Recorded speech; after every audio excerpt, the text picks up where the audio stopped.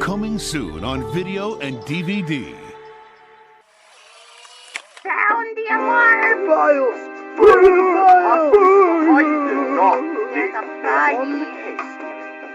By low and high, land and sky, there's a danger that fills the air. Though most people are unaware of the traps waiting to ensnare wanderers of the occult. On the chase of the case, every question we tear apart. We've got mystery in the heart. They are filled with smarts in pursuit of the results. Light that is shared by the stars each night.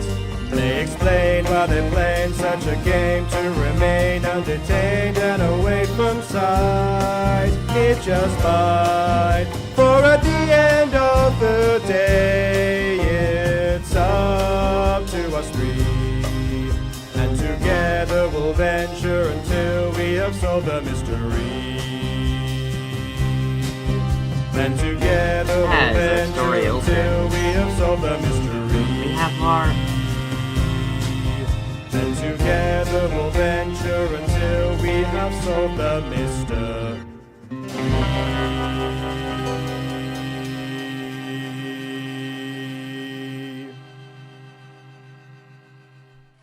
As our story opens... Sorry about that, guys. As our story opens, we have our travelers in a carriage on their way to Wormdonia to investigate where the Parchment of Fate is, so they can save a fair maiden from a lake.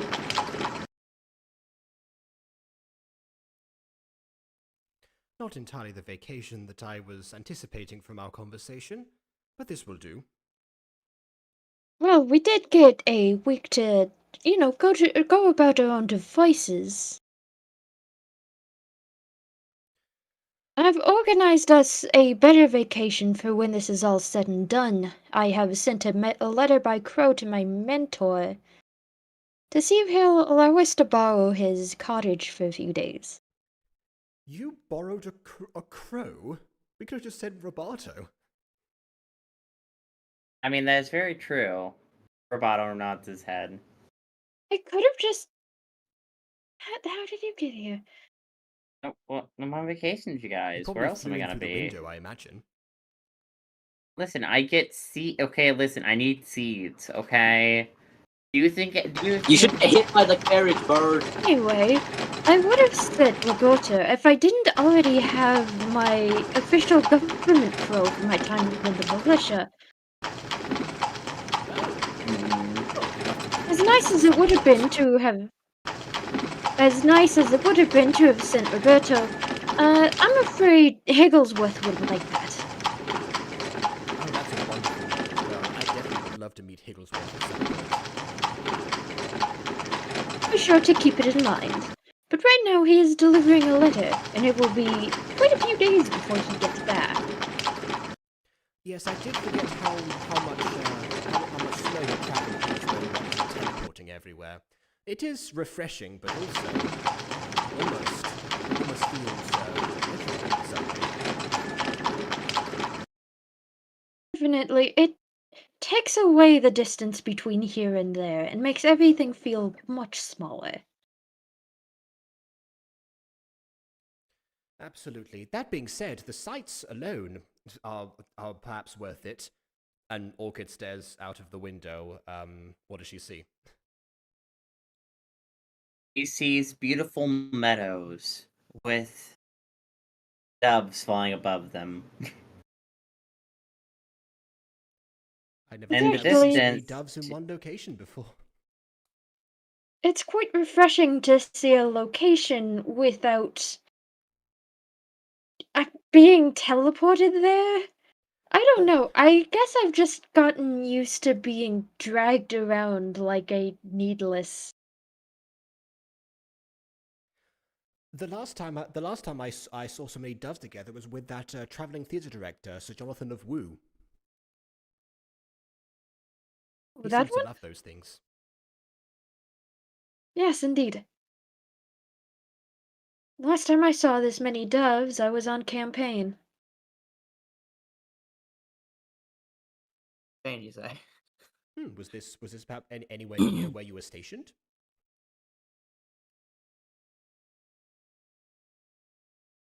Recognize the surrounding, but I'm pretty sure it will come to me in time. Very well. With so many meadows, this is an unfamiliar territory for me as well, but it still feels somewhat like home. Oh, that's another thing we should do on one of our vacations. I would visit my home. I did mention that I would love for you to meet my family. I'm sure they would be delighted to meet you as well. Indubitably. I would unfortunately not say the same for mine. Yes, from what you have mentioned about them, it seems like there is some element of strain there.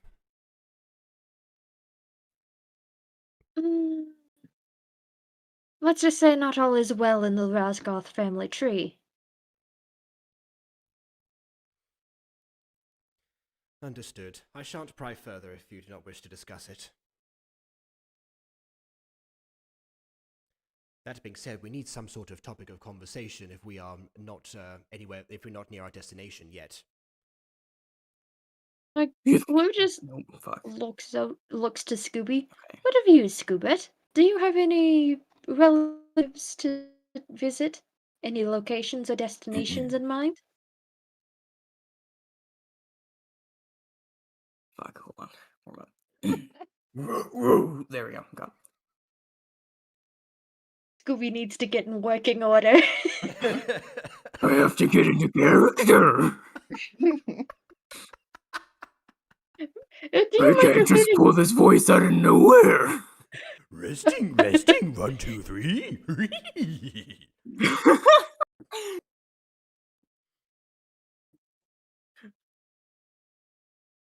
No, most of the family's gone. Except for my nephew. I don't know what he's been up to. Wait, but hold on, we talked about... Yo, you think any of these worms have some doobies? You'll have to ask once we get there. There might be a circular spores druid somewhere around. But also, Scoobert, we talked about your family previously. You listed off a bunch of them, actually, and there was no implication they were dead when you talked about them. You mentioned Dada and Mumsy. I never said they were dead. They're perfectly fine, I think. I haven't seen them. But you said they went around. You know what? Never mind. Then they aren't. Are they not around? Are they alive but not around the kingdom? Are they off visiting? I haven't seen them in years. Then they must be off visiting relatives or living in a far-off continent. Well, they aren't off visiting me, that's for sure. I will say that the visiting I your assure family you, might actually Scoobit. might even prove helpful to us, because it was sort of implied that Doofusdu may be related to you, and he was one of Tara's test subjects for the Lake of Youth / Fountain.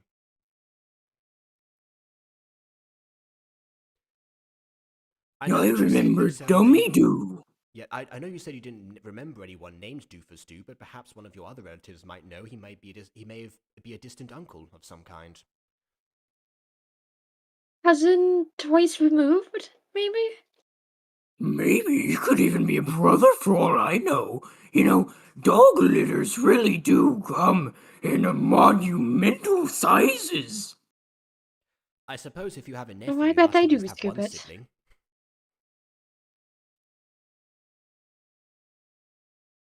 I mean, yes.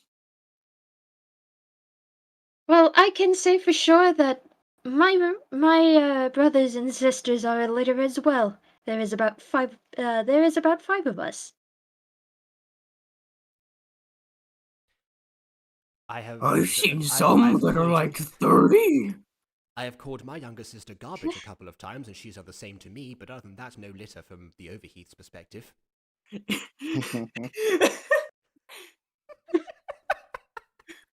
What?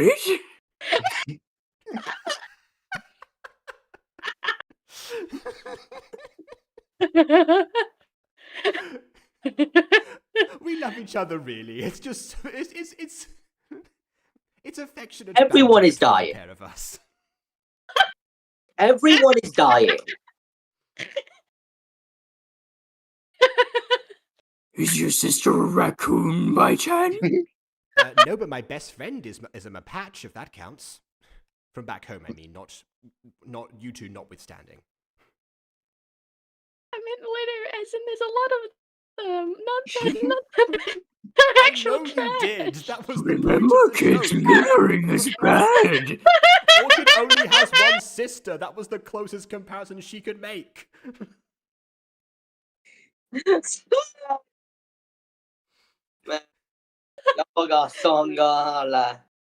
Anyway, I'm gonna try to get back in character. Give me a moment.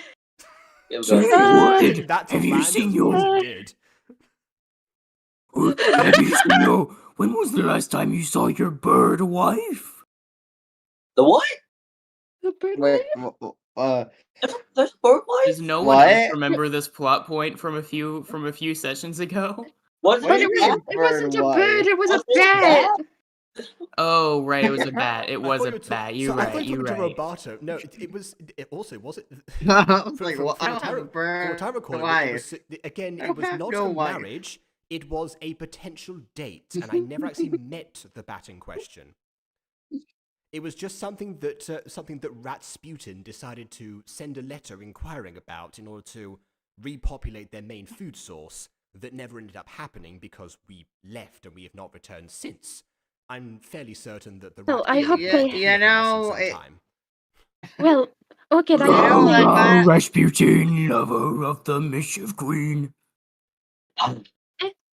Anyway, I would like to just say in passing that I hope the rats did not eat your suitor. Well, I mean, It's That would be been quite like- unfortunate. Suitor ever actually responded. I do sometimes wonder about that, but how far that went if the bat decided to show up or not. It is one of those things that there's one of those loose ends that comes to my mind occasionally, but more so the antidote. Which reminds me, we should be able to pick up the last ingredients. It's not too somewhere around late here. to go back to the town. I may You're- have you're to very ask about close that. to Wordonia. Wordonia. At least for the poor bat's closure. Like, Lou looks out the window and sees that they're approaching Wemdonia, and he just clutches the gem necklace, kind of tucked under his cloak for a moment. I hope I don't see my family anytime soon. Oh, you have one of those too? Orchid holds up her own gem necklace, which has now been put onto her I'd character, like which you to- can just about see in this outfit. You can just about see it. Yes, I think we all have families. That's not what I You can I would not change refer to that. Oh, I'd like to talk about this gem, but it's nothing of importance. Just a gift from relatives, really. You said your family were warlocks, right? Perhaps it has some magical property as well. You never know. If it did, I would be very heavily frightened. Well, perhaps it's something we should. It pains me to say this, but once we get back, maybe we should ask Salvador about it. I have asked Salvador a few things, not about this necklace in particular. He's a great guy. I don't know what you're talking about. Silver Salvador. It's just, I have a lot of secrets tucked close to my chest, and this necklace just happens to be part of that. It is. It is physical literally after all. resting on it. Oh, Yes. we just thought of the same thing. Twinsies. Twinsies indeed. Ho, ho, ho, ho, ho. I wonder What what on the dragon earth was think that of us. noise, Scuba? Get Scuba to a doctor. They're making new noises. I hope Yes, it's not Well, we you know, could last ask- time Scoobert made new noises, we ended up canonizing Satan possession. So I guess we could ask Salvador sometime in the future. If maybe it has any magical properties. I would be scared if so, but it might be insightful. But if anything, just if nothing else, to provide you the assurance of this matter.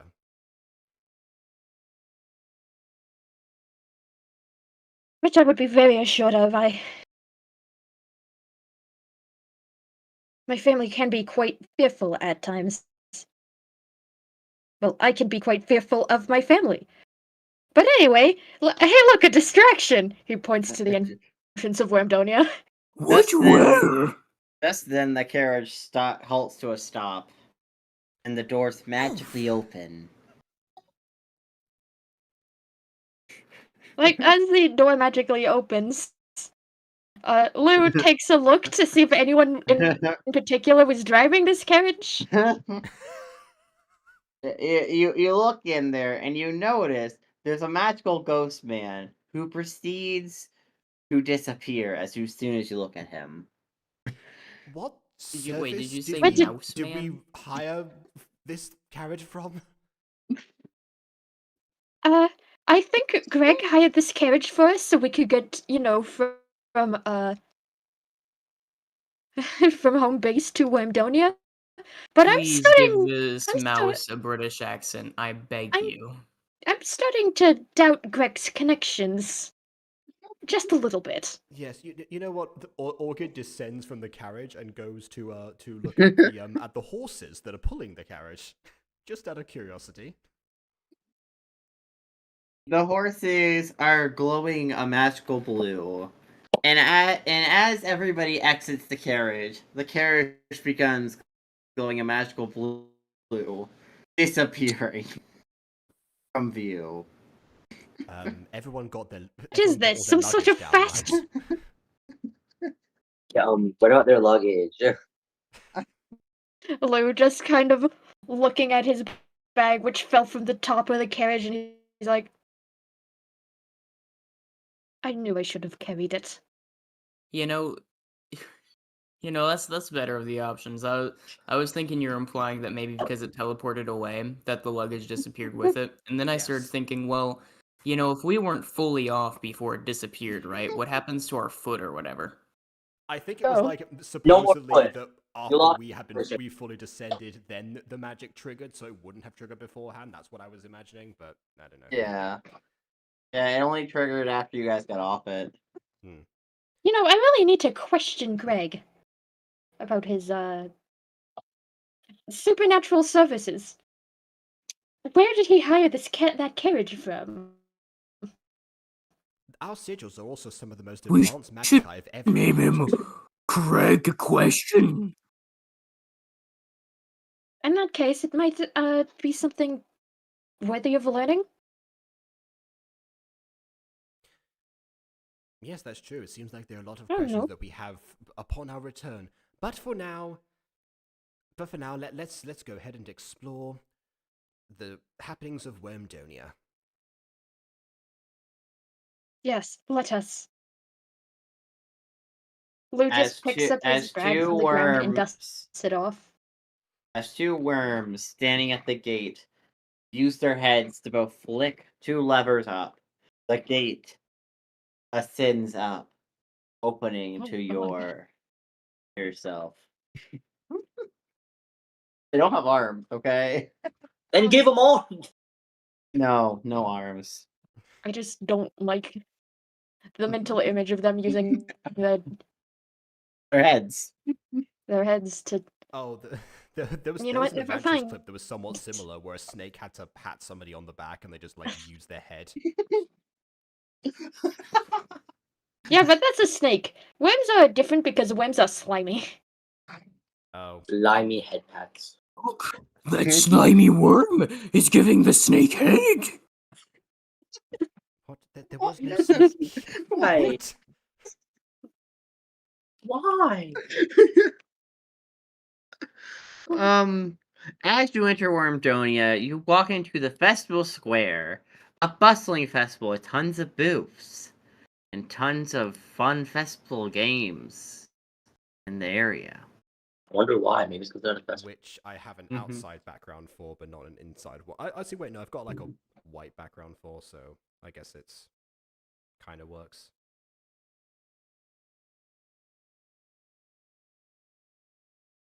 All right. While I load the background, what kind of booths and activities do we see? We see, okay. You see several shops selling several jewelries, clothing. Yeah, clothing. Not to mention, you see games. It looks like some worms are using their teeth to throw rings onto little pillars in a form of ring toss. I wonder why. Maybe because someone didn't give them arms. They don't have arms, okay? It's worm. They're worm people. Anyways, Hey, You there's all- snakes with What arms. if they try throwing each other in there? Hey, I don't think you understand. There's snake people with arms. They are the worms. you also notice there's a little worm dance they are floor, the worm. a little worm area, like pavilion area, where a bunch of worms are dancing to someone playing the lute. A non-worm Who's he person, playing the lute? obviously. Oh, I was about to say. A non-worm I person would've because asked you know them. arms, but The logistics of that. The one person play the lute. No, They're playing the lute worms with their themselves are tongue, the guys. strings. They're really They are tonguing the it. strings. oh god. They're really tonguing that lute. Anyone find it weird how the strings and the people and the pets and even the buildings are made out of worm? Not made out of worm. What? I'm trying my best to ignore it. You know, that Scoop is it. there is a philosophical question. Yeah, You know, in a village of gingerbread people, are the houses made of flesh or people made of house? I'd like to argue that that's just the same concept of everything being made of atoms, except the atoms are just bigger, all encompassing. Ah, I see. Just you then- follow the Gumball philosophy then- of everything being then, circles. I love a good Yeah. circle. Just then, a worm woman comes over to you. Hello, my name is Bridget. I'm the mayor of lovely Wormdonia.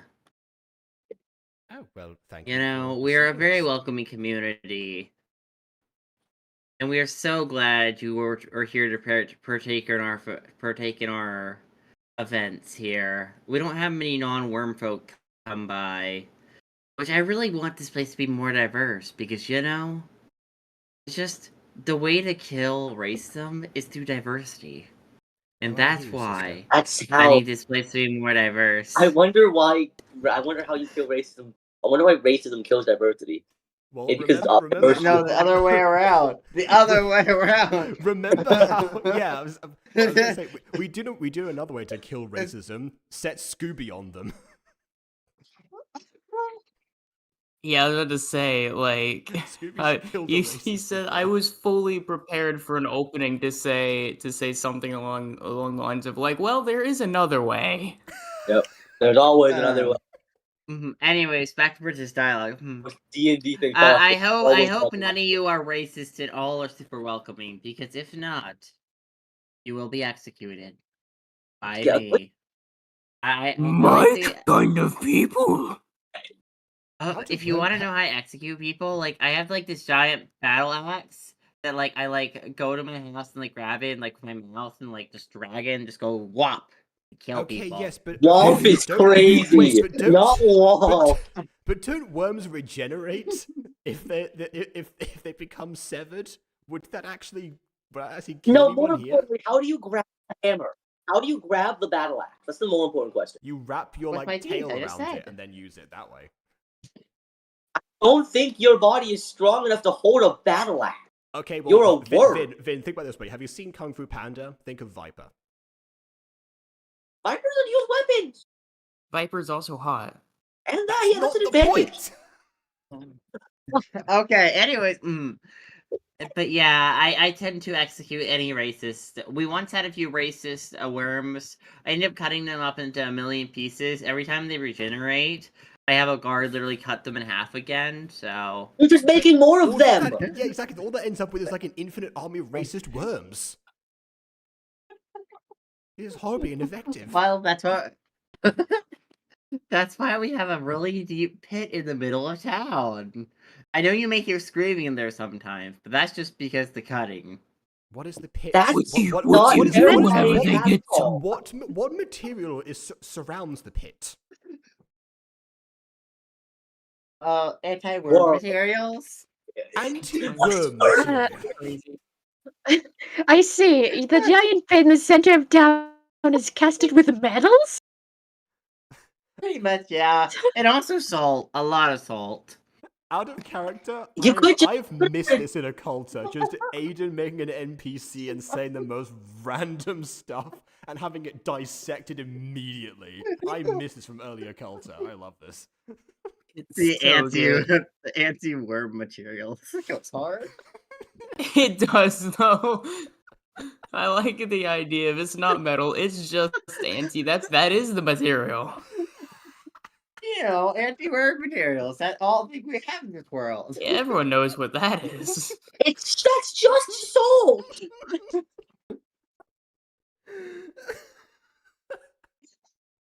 Anyways, let me show you around our wonderful festival. We would be delighted, thank you. You know what? I once ate a racist. He did? Did he taste bad? No, they were a rat. Do you like to eat worms? Let's not make it better, Scoobit. Do you like to eat? I like to eat worms. I'm just asking, just in case I have to protect people. I don't think we have any rats in town, thankfully. But Well, I guess I could. If they're like in a spaghetti bowl, I suppose so. A small, regular rat, just like normal animal rat, just scurries across the floor. Oh, Bridget. He starts chasing. Bridget looks concerned. Don't have him eat anyone in town, please. We would like to, but we're not in control of what Scoobit does. Consider him. We will try our best. Consider him occasional pest control. Actually, he does. Except he is also a pest. If he does like eating racist people. Hey, dog. You should go in that hole. There are a lot of racists in there. That was the Hold hole on, nearby. I'm gonna roll perception because I am already chasing the rat, so I just need to see if I even hear you. First roll of the night. Okay. No, not Barb. Suna, you Scoobert, there you are. Alright. Perception. Do. Oh, cool, I have advantage on that one, actually. Okay. Nice. Probably because 20 and 15. Okay, I got a 20. You hear her with perfect clarity. Yes? There's a bunch of racist rats in that hole right there. The hole is also filled with salt, so extra flavor.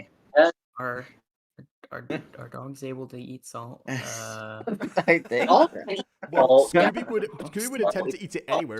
Remember, he almost ate a chocolate surprise in episode 3. Or 2, actually. What is a chocolate? What was a chocolate surprise? Oh, So, it was basically chocolate. Death. So from what in Orchid's case, what I brain can freeze tell, because she ate it first. So after just a very quick search, it seems like yes, they can in small quantities, but if they eat too much, then they will either get salt toxicity or something like hypernatremia. Okay, but would Scooby care about that though? What? No, I think he was just trying to figure out how to roleplay this next sequence of events rather than what Scooby would do as a result of the knowledge. Yeah, I mean, the chocolate surprise thing is probably a good point. Yeah, I mean, he's probably going to do it anyways. I just want to see if this will have any negative consequences in the long run. Salt. That's the negative consequence. It's just salt. Well, the salt isn't the problem. Again, they can eat some salt. The walls, man. The problem's the walls. Yeah, I guess it depends how salted he wants his worms. Hey, it depends. Just gotta He keep dips licking it the in wall. like a You just fry. Just gotta keep licking the wall, bro.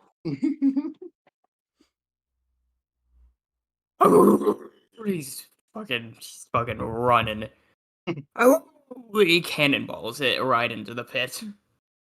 No, Scuba, that's not safe. Oh, he's gone. Okay. And the we're going to have to worm find a spiders way will break the landing. We're going to have to find a way to pry him out later. As you guys are saying this, you see some worms kind of like jump up from the pit every once in a while, kind of like they're being thrown up in the air. And shredded. Yeah, essentially, it's very cartoonish. Is he catching them with his mouth? Let's hope so. Ooh, I got a big one. Well, I guess this is his vacations too, so he gets to enjoy it. Roberto has been eyeballing. Scooby-Doo's vacation is eating racist worms in a salted pit. Oh, by the way, you said I've got a big one. That reminds me. How tall are these worms actually? Like Too tall. 5 feet tall. They're like Okay. human size. Well, I mean, here's the problem, right? If we're saying you're cutting them up and then they're like just growing back and you're having an endless army of a pit, that means that like if you haven't solved this problem before, then this pit's probably like halfway full at the very least. Yeah. Yeah, pretty much. Because they keep like they don't shrink, you know. They're gonna have to keep stacking on top of each other. Bro, we call it worm stack philosophy. Do you not get it? No, I think that's a financial thing. No. It's all about the worm stack philosophy, bro. Yeah, but also, yeah. I guess actually they have a good point that if there are enough corpses lining the salt walls around them, the worms could escape. Yeah. Well, that's why Bridget's solving a problem right now. Oh no, that's why we have salt left. I see. That's why we hydraulic press the worms so that they fit in more space. Anyway, during this time, Roberto has been staring at all the worms. Very intensely. No. Oh, actually, hold on. We did. This session. They're a little too big to eat. My back's. Are we like fully rested? Yes. Oh yeah. I forgot to change that from last session, but yeah, we would be because you know what we've been doing up until now. It's been like a few days in between the timeline between episodes. Anyways. And then he decides I can't eat them. Although if they do break my code, I will destroy them all. Oh yes, I almost forgot about your code. Oh. For Yeah. context, Mayor Bridget, his code revolves around the misuse of pronouns rather than his I guess trigger is more so gender identity than race, as in the case of Scoobert. Both of them have very extreme reactions to both incidents. They just happen to not coincide. I can relate. I relate with this statement. You know, all I'm saying is, you know, I once threw one of my classmates in like middle school into a grinder because he said a racism in front of me. And you didn't get in trouble for that? For throwing a child into a grinder? I was going to ask the same thing in character, so I will. And you didn't get in trouble for that? I got like grounded for like a day. Then I explained the situation, and the teacher was very understanding. Upon hearing that, Lou is just mildly uncomfortable. That's just manslaughter. The teacher was okay with manslaughter. Well, no, it's deliberate. It's murder. Yeah, that's just murder. Your teacher was okay with murder. What degree of murder, though? My teacher was very cool with it. It's fine. How was you? All y'all going straight to jail. I'm sending y'all straight to. I can't make that joke. Anyway, Lou is uncomfortable with this situation. Why? Anyways, Aiden, Bridgerton why goes have you to done this him. to us? Aiden, Well- why are you taking us to this? Well, anyways, enough about dealing with the racism problem here.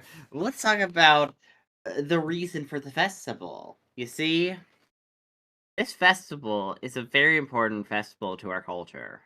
You see, years ago, the people of Wormdonia were years ago, years ago, the people of Wormdonia were starving. It was awful. The famine just hit us like a truck. What's a Then- truck? Don't whims. Hit us like a carriage. A big Riddle me meaty this, carriage. man, what's a truck? Well, It- okay, it- here if you want to be anachronistic while not being anachronistic, you could always call it a car True. True. because they were just actually called cars. Yeah, it affected us a lot, basically. But then this 50-foot snake was like flying over the land and shed its tail right in front of our area. We were able to save our village and feed them with the remains of that snake tail. That's a What the fuck? coolio. That's quite fascinating.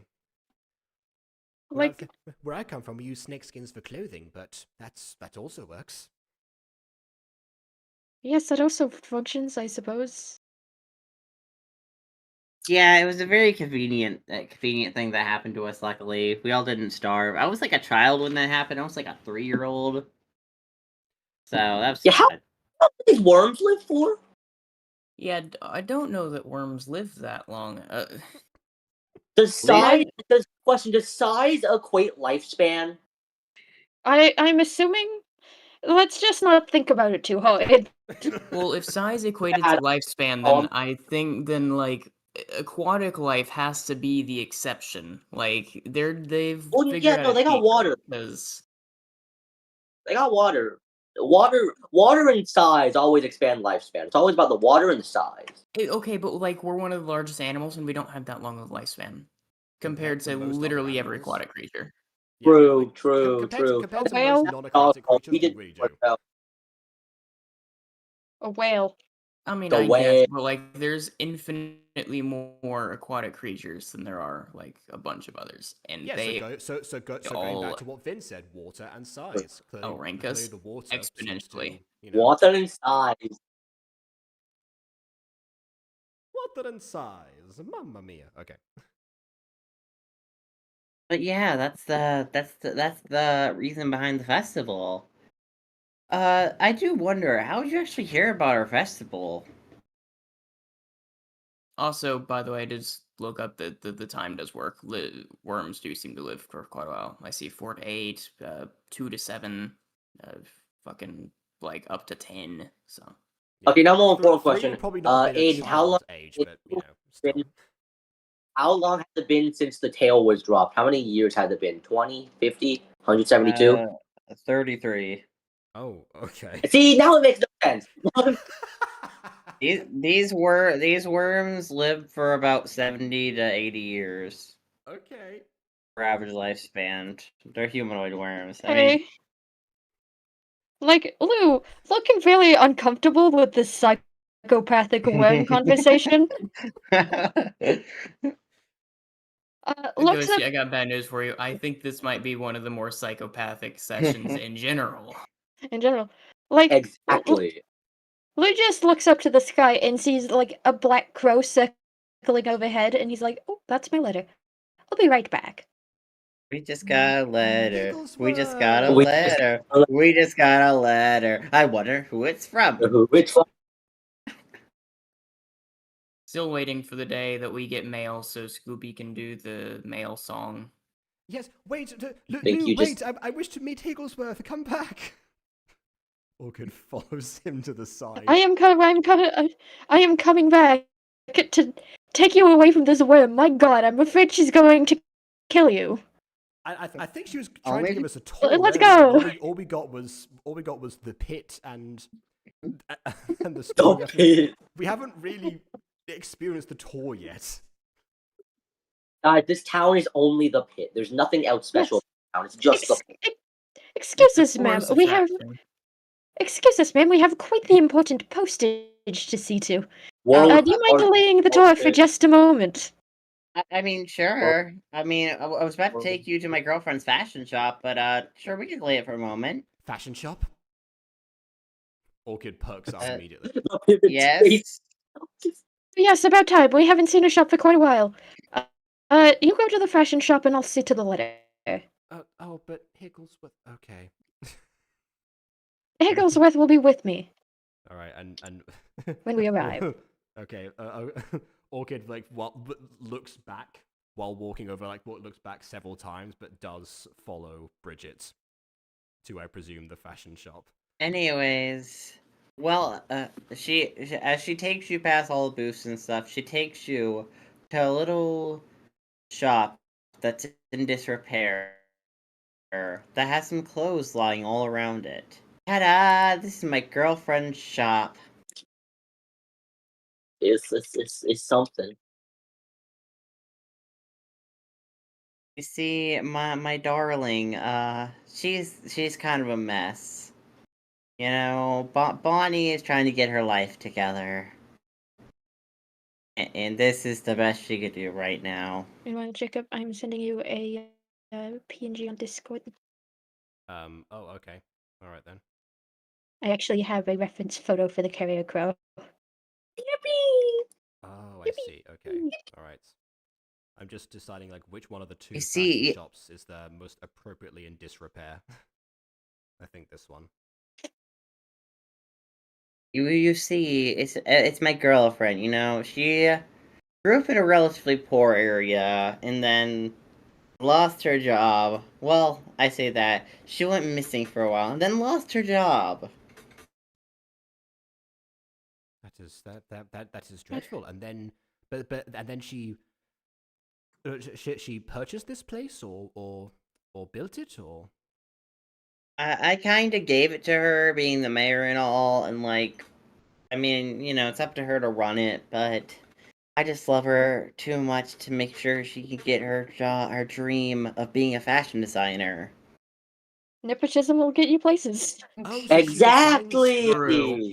Especially when politicians are involved. No, but True. So you're saying that all of these things were designed by her? Yeah. She's really good at designing. I I just would have love her to agree. pieces. Some of these are quite delightful.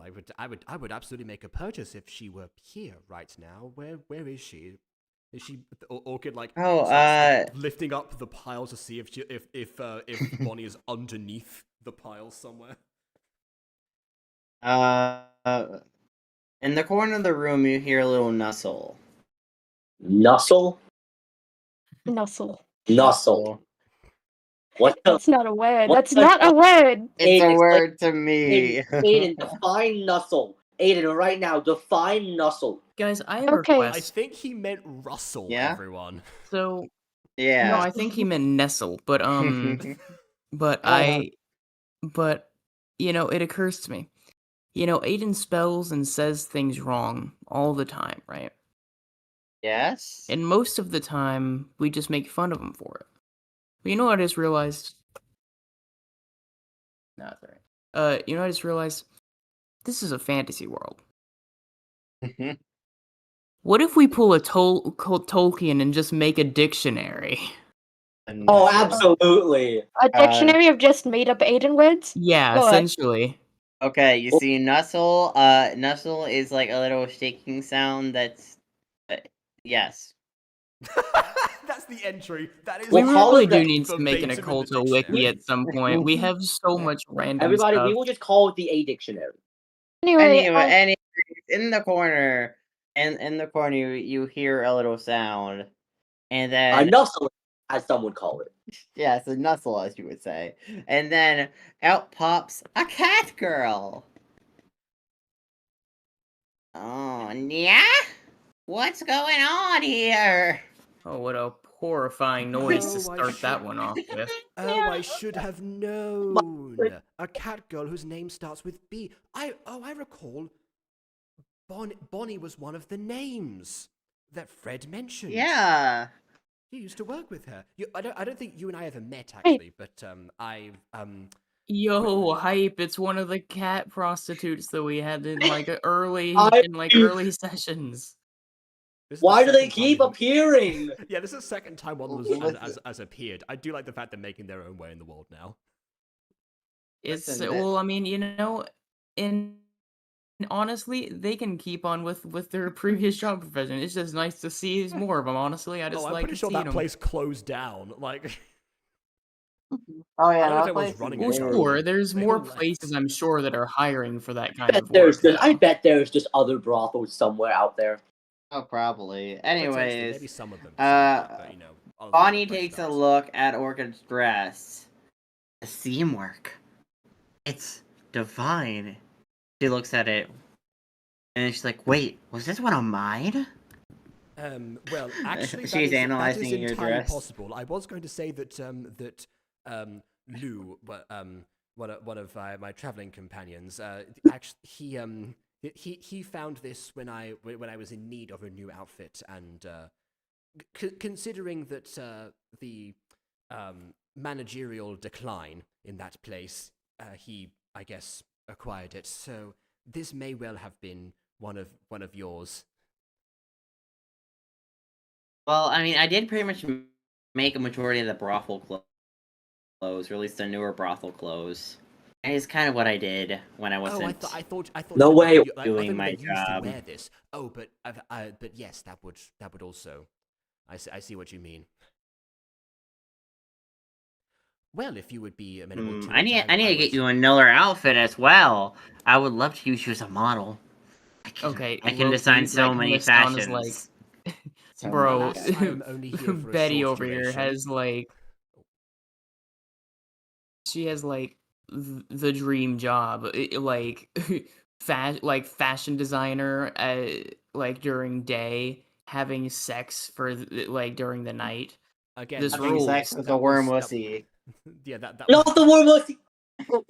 The worm well, wussy. she is Oh. dating the mayor of the worm people, so I guess that would logically Yeah. follow. Hey, dude. Okay. Anyway, I don't want to think about that. I don't want to think about that. Continue on. We're continuing yes, onward. back to the scene. Back to the scene. Alas, I'm only here for a short duration. But I would absolutely love another one of your outfits. If there is also some sort of fashion show for the festival itself, then perhaps I could model for you. But that would be it, unfortunately. I will say Oh, that my let me current show you job around is some of my extremely rare. dresses. Shit. I'll show you some of the dresses around here. She grabs Orchid's hand and pulls it to back. Ooh. Now, which dress do you like the best? There's like this yellow one. I think maybe a yellow one would look good on you, although red would be nice. While Bonnie is showing Orchid around the dresses, Luke just enters, and there's a crow with a hat and a letter sitting on his shoulder. Roberto is just eyeing the birds like, I'm the only cool bird around here. Not this poser. Roberto's getting Yo. jealous Bird out. over here. Minutes. I'm the bird. You don't deserve I'm to the be OG. You don't deserve to And- exist. Hey, without Roberto, you might not have made it through last Like, session. as you can he's see earned his from place. the hat, he's enters place. Meanwhile, Roberto, I think that's how you pronounce it, is eyeing up the crow. He could see that this particular crow is actually a girl. And as soon as Roberta looks over, she just kind of looks back. Roberto's she like, has "Oh, no, the stare I of got a her veteran." Pronouns wrong. But she has It's a grow, you could say. she has the stare of someone who has seen a battlefield and made it out alive. Okay. So she kind of looks like challenging Roberto. Aren't birds Roberto looks like a harder at matriarchy? her, staring her down, trying to assert dominance. I don't think that. No, I don't think he is. I Pump don't out think your that's feathers how like birds this work. and do a little dance. I'm pretty sure they're a matriarchy. I'm gonna look that up though. Listen, this is how Roberto rolls, so. Yeah, well, again, you know, for a progressive bird, do you think he cares about matriarchies or patriarchies? Absolutely not. You don't care I about guess no that's fair. archy. But no, she doesn't seem to care for Roberto.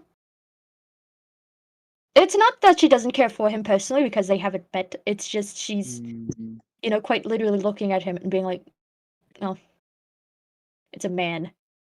Shit. Well, you're on a man, honey. You're on a man.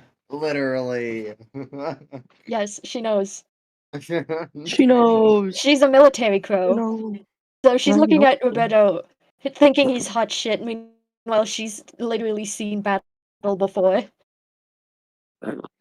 Listen, Roberto almost had his body disintegrated. The military. What do you mean? I I've met regret these not alpha just male fully types disintegrating. before. They're all talk.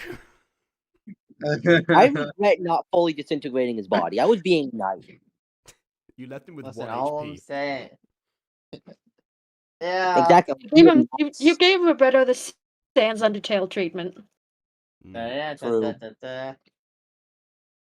How Roberto goes in and flies over to Orchid's shoulder, nuzzling up to her.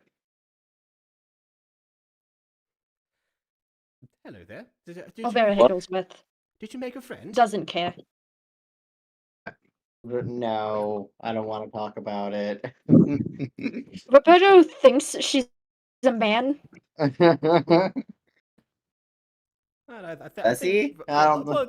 Roberto would make sure, you know. Roberto's that's one of his Yeah, that's his he's not main gonna make thing. any judgments. He's just like, I want dominance. Dominance. I must be the dominant one in the room. Dominant bird. Anyways, Meanwhile, Vera just doesn't care. back to the roleplay. I don't want to talk about it. Anyways, have you got a good dress yet? Actually, I think I do. Do you have a changing room somewhere? Bonnie points over to the corner of the room. How there's like a little closet. Fantastic. I shall be back shortly. And Orchid carries a bundle over to. Enjoy the makeout enjoy the regular closet. I'm sorry. No, what? What? Orchid just calls from the corner. I'm sorry. What? Enjoy the regular closet. That's not a makeout closet. This is your Meanwhile, Lou just establishment. looks Why do you over. need a closet to make out in? It's my thing. You don't know how hot she is. Meanwhile, Lou just looks over at. But while this is going Meanwhile, on, you Lou just see just- like clothes flying from like from the changing room area. Like Orchid is actively getting changed while she's having this conversation, but she can't physically stop herself from calling out whatever's going on here. Meanwhile, Lou just looks to Scooby. Would you care telling me what exactly happened in my absence? No, you don't. Scooby is still left in the pit. We never addressed that. Oh yeah, Scooby is still in the pit. I just got confused because That's on why I the haven't live, said anything in character in the Scooby voice in a hot minute. like on the live, not there. on the live stream, Scooby is still in the scene, so I got confused. I took him out now. I got confused as well. I thought, oh, that's right, because So- we never found a way to actually pull him out. Lou just walks in and sees this happening. He sees Orchid getting changed, and he's like, "Is she going to sample some new clothing? Work it, girl." You know I will. Also, I am still very confused about everything. I am also very confused, but let's roll with the punches. I'm are PDA looked down upon in this in this place? And if so, you're dating the mayor. That can be overturned. There were. Well, listen, okay? Not all people are ready for interspecies relationships, especially between worms and other species. I can understand that. One of my own brothers is in an interspecies relationship, and he gets a lot of looks. A lot is an understatement. And walks in Bridget. Bridget kind of like curls around Bonnie. Oh, it's like the Beth and Jerry like manifestations that they have of each other. Yeah. Okay. Exactly. Yeah, Like Lou is just looking over like this isn't strange in the slightest, and looks over to Orchid and says, "Oh, what dress did you pick, might I ask? Your usual green, or did you branch out to another color?" Oh well, I mean, I have ever since the rat clothing that I improvised in, I decided, okay, well, I might try to diversify in certain things. Also, I thought something a little bit more fitting for, to symbolize it's from Wormdonia itself. Something that would remind people color-wise of need assistance? Wormfolk. Do you need assistance? No, it's fine. I just need to cinch this. There we go. Perfect. All right. Oh, gosh, that sounded painful. Honey, do you know how to cinch a corset correctly? No, I might have overdone it. Okay, that's better. Like, Lou hears that she's overdone it. Meanwhile, he just, takes a cloth from his bag, wraps it around his eyes, and goes to cinch her corset properly. I should. It seems like he's had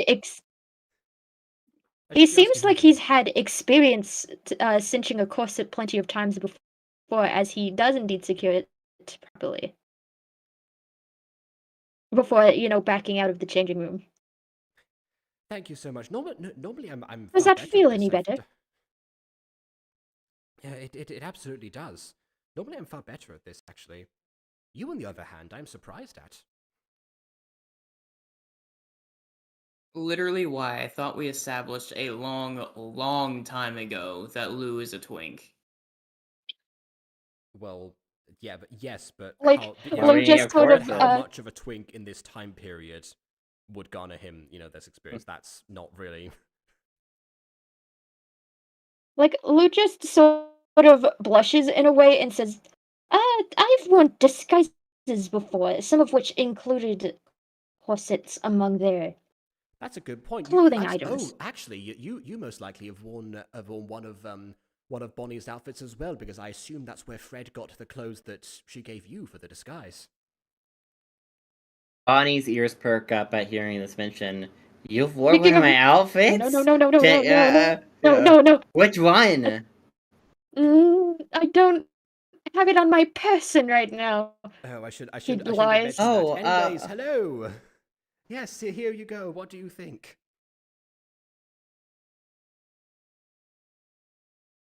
You look...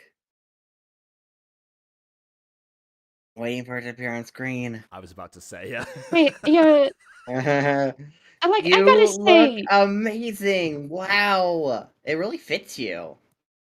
Like, It does. I would say that, but I do have a critique here. Green is, I gotta say, pink really isn't your color. I have heard it often that pink and green should never be seen. I thought it was worth a try, just for once. Well, you look like a princess or a prostitute or both. Okay, yes, I definitely should have picked something else. You don't like looking like a princess?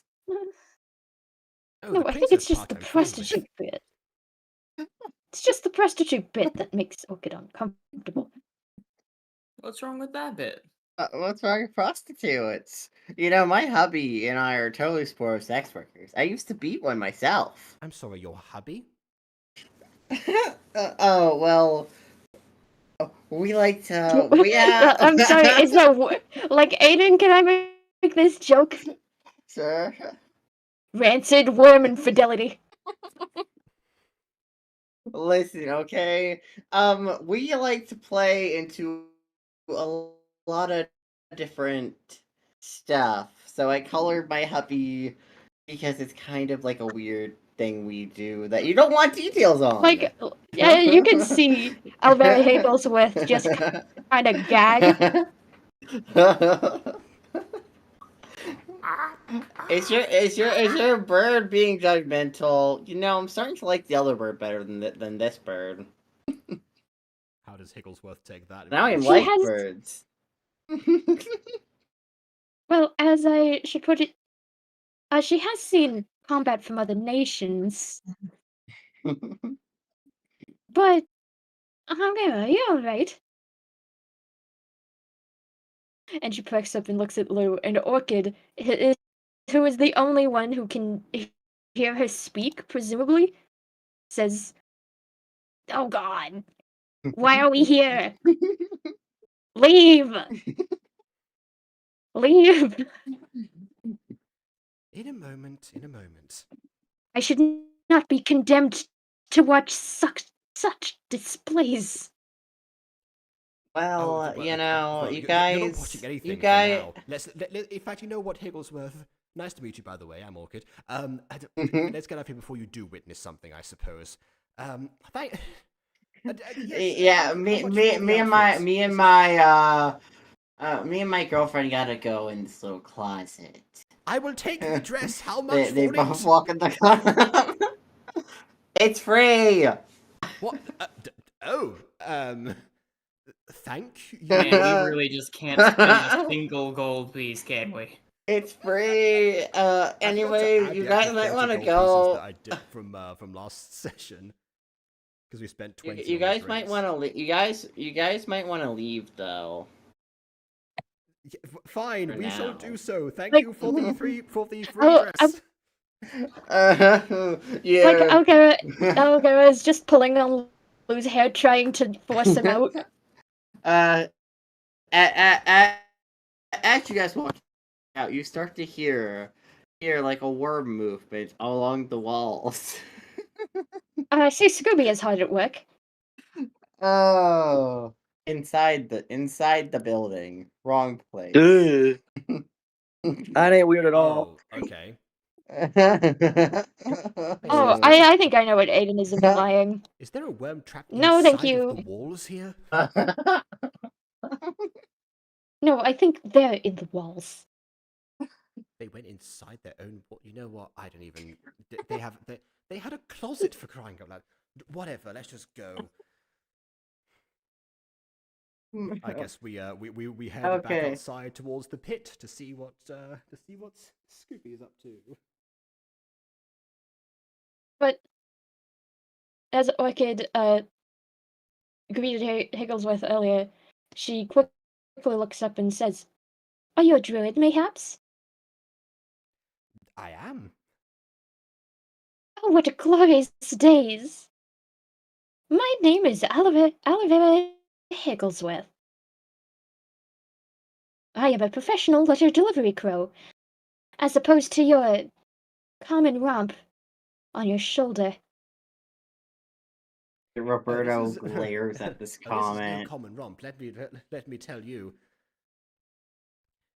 He has more than exceeded any and all expectations one might have had for a mission that he did not know he was embarking on. "I see. I jumped to conclusions too quickly, then." She looks to Roberto.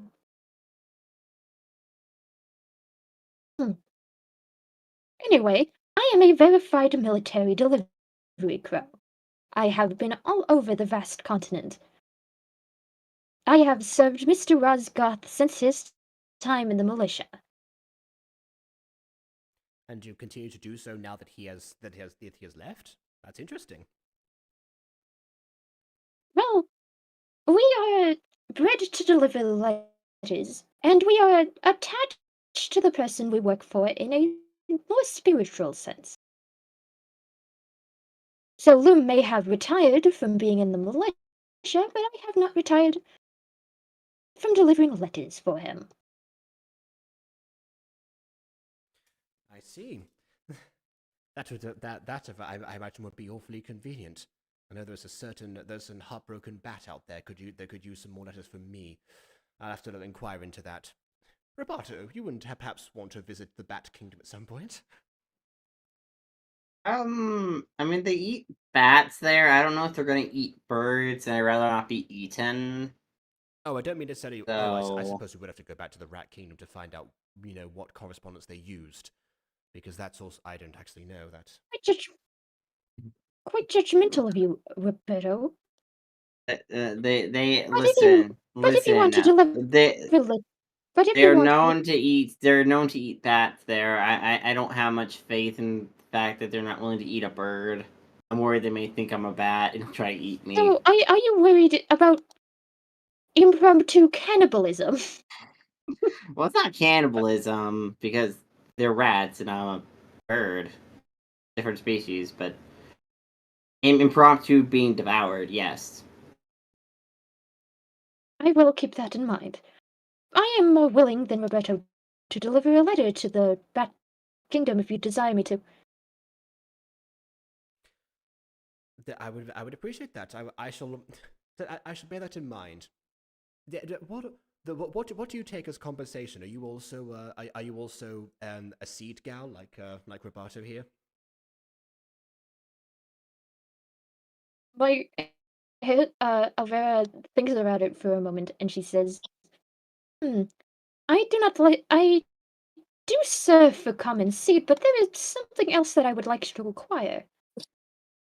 Yes?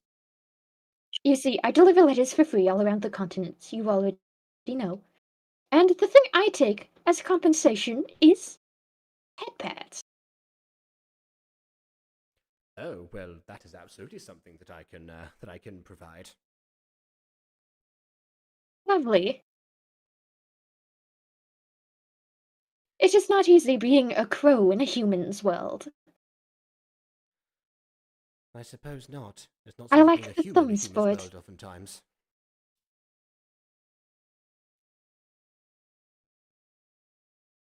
Like, Higglesworth just looks at Lou and hands him a letter.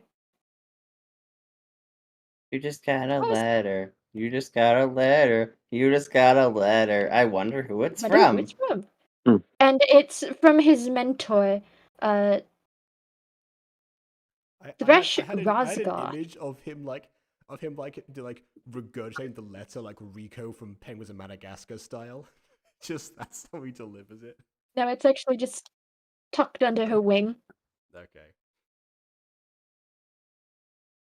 That would be funny though.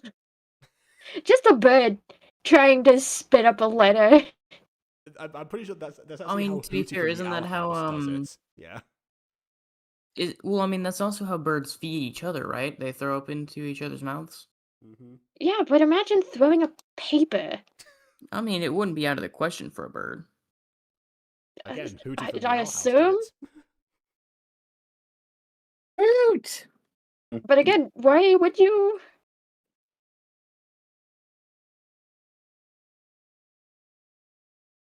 Why would you do it? Anyway, she hands Lou the letter. Okay, got it. The letter is from Lou's mentor, Thresh Rosgoth. Could you roll me a history check, Jacob? Ooh, okay.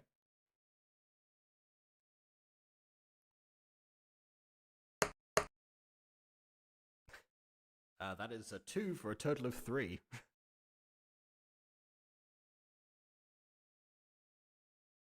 I mean, clearly I know nothing about the There is Rosgoth nothing in family. particular. You know nothing about the Rosgoth family. Yeah, I never did. This checks out. This checks out. As far as Orchid's concerned, she recognizes the last name because obviously matches Lou. And like, that must be a family member of some kind. I better not intrude. Scoobert, how are you doing down there? She walks over towards the towards the pit. Did you just? Did you? Hey, wait! Did you just use the echo sound effect for thoughts? I've been doing that for Yes. for 4 sessions now.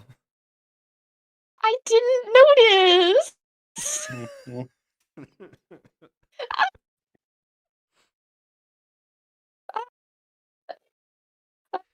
Lou walks up beside Orchid and presents her the letter, and it is confirmation that they can use Lou's mentor's cottage. The only thing Thresh asked for in return is some souvenirs from Wormdonia.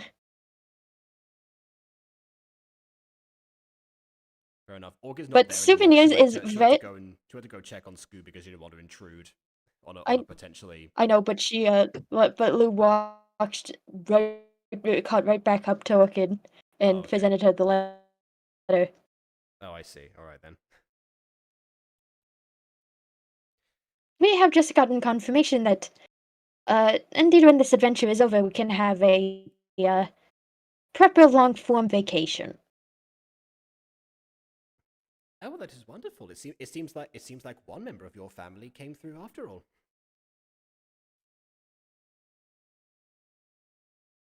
Yes, indeed.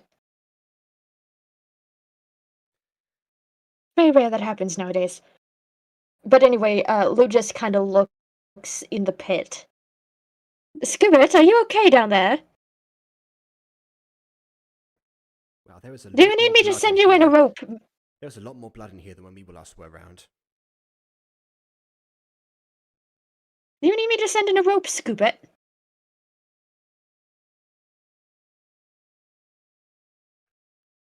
He's not responding. There is a lot more blood in here. I believe he's entered a food coma. He looks well fed and dead. Oh. Yep, well fed and dead. That seems Rest like... in peace, Scooby. The salt killed him. God. You don't need a perception check. He's dead. What? You're joking. You just... What? Damn. Oh no. No. Like- Or... Lou, much more like spread out, pit that's Like, not full of wait. corpses anymore.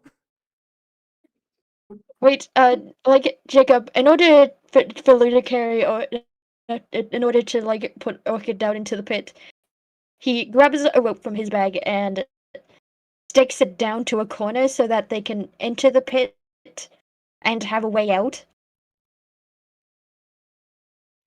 When they're obviously done with this affair. Orchid graciously and briskly abseils down to go to the side of Scooby. Lou also sails down. His tongue is Scoobert. sticking out. Scoobert, was it the salt, Scoobert? I don't think. You asked that, and whenever you look around, you do notice the walls seem a little bit larger than they used to. How on earth did... Almost like they've been shaved off or something. Oh, you mean like they're wide? Okay, yeah. I see. Scooby is suffering from salt consumption. Surely water will fix this. Do you happen to have a water skin, Orchid? Scooby does. As Orchid frantically looks through her inventory, I do. Yes, I do. Right here. She produces the water skin and empties the contents inside of Scooby's open mouth. I'm like, Lou is also going to take the water skin from Scooby's corpse, and I'm actually going to roll a medicine check.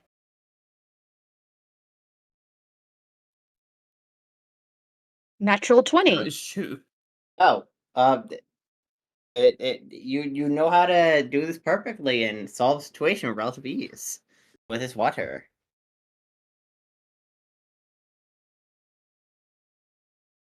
I mean, what would that entail, rather than, just helping Scooby consume Yo, said Well, food? Ghostie's the one who rolled the 21. Let's just let Ghostie No, that's who I was say the asking. That's thing what I and was find asking. What out else would what this that entail? entails. Suddenly, Scuba Doo's spirit comes up from the pits of hell. The gates of Tartarus crack open, and Scooby's spirit returns to his body upon being rehydrated. You see him light on fire for a second as he comes back to the land of the living. We back away. Oh, that was some good worms. Lou's just sitting there like, what the bloody hell was that? What in the 9 hells was that, Scuba? We I only counted 8. You counted 8? You ate 8 worms? No, I only counted 8 hells. Well, keep that in mind. You were aware of that while that was happening? Yes, why wouldn't I be? Well, To ask questions. Anyway, how did you enjoy your worm feast? They were very tasty. Can I have some more? What? Like Lou looks around the bloody pit. I'm afraid you have devoured all of the racist worms, Scoobert. Dang. Yes. I guess we'll have to come back another time for some more. But the orchid does have something you might enjoy just as much. He tilts his head. Would you be willing to leave this pit for a Scoobert snack? Orchid produces. Yes, I would be.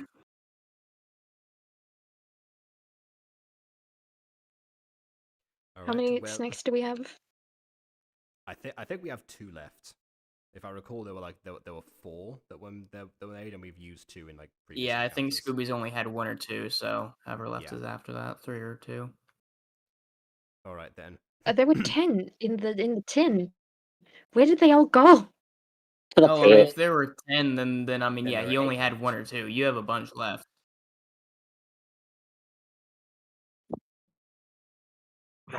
All right, well, hop on out.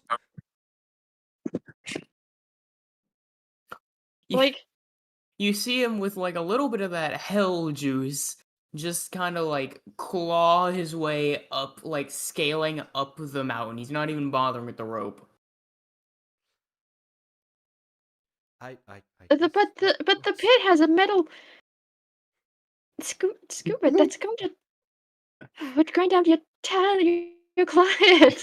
No, see, his talons, but then he caught himself. No, they're talons right now. They're talons. The fires of Tartarus are so hot that his body is actively just melting the metal around, and he's able to grip as he's exiting through the molten whatever alloy this may be.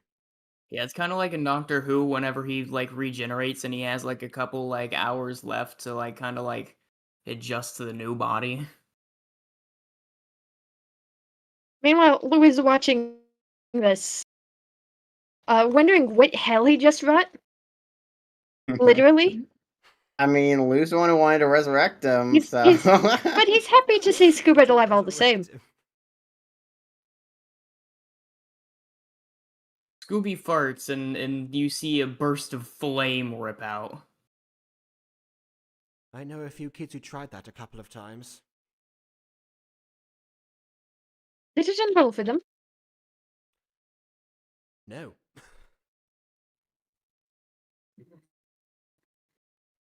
Yes. Casting fireball with one's ass must not be recommended. Yes, it's not just the adventurers that now carry water skins around from my commune. Anyway, Lou climbed up the rope to exit the pit, not wanting to, be cast in molten molten metal. Yeah, Orca would just like. So he pretend to just throw his climbs out feet. of the pit and he's like, allow us to enjoy the festivities of Wamdonia. I think that's a good And hopefully idea. not see I anyone don't going believe struck. we're getting a tour anymore. The mayor is busy at the moment, so but we bring our own Preoccupied, way. yes. But it seems like in this town, nepotism will get you places. Which doesn't help us because we know no one here aside from, again, people who are busy. Though I would have liked to buy a nighttime clothing outfit. Rosa at the inn in Territon thought it creepy that I sleep standing up in my regular clothing. The regular clothing part is probably well, given the time period we're in, is probably actually fairly normal, to be honest. The standing up part, I would say I'm surprised that's comfortable for you, but if you're okay with it. It is comfortable for me after some choice events. I would have thought that you would risk toppling over, actually, as long as that you'd require some skill to maintain your balance while you're unconscious. It requires some skill, but unfortunately it is something that I have mastered. Lou all of a sudden has his vision around blurred slightly, and he sees a faint version of Lady Lake reaching her hand out as she disappears from his vision.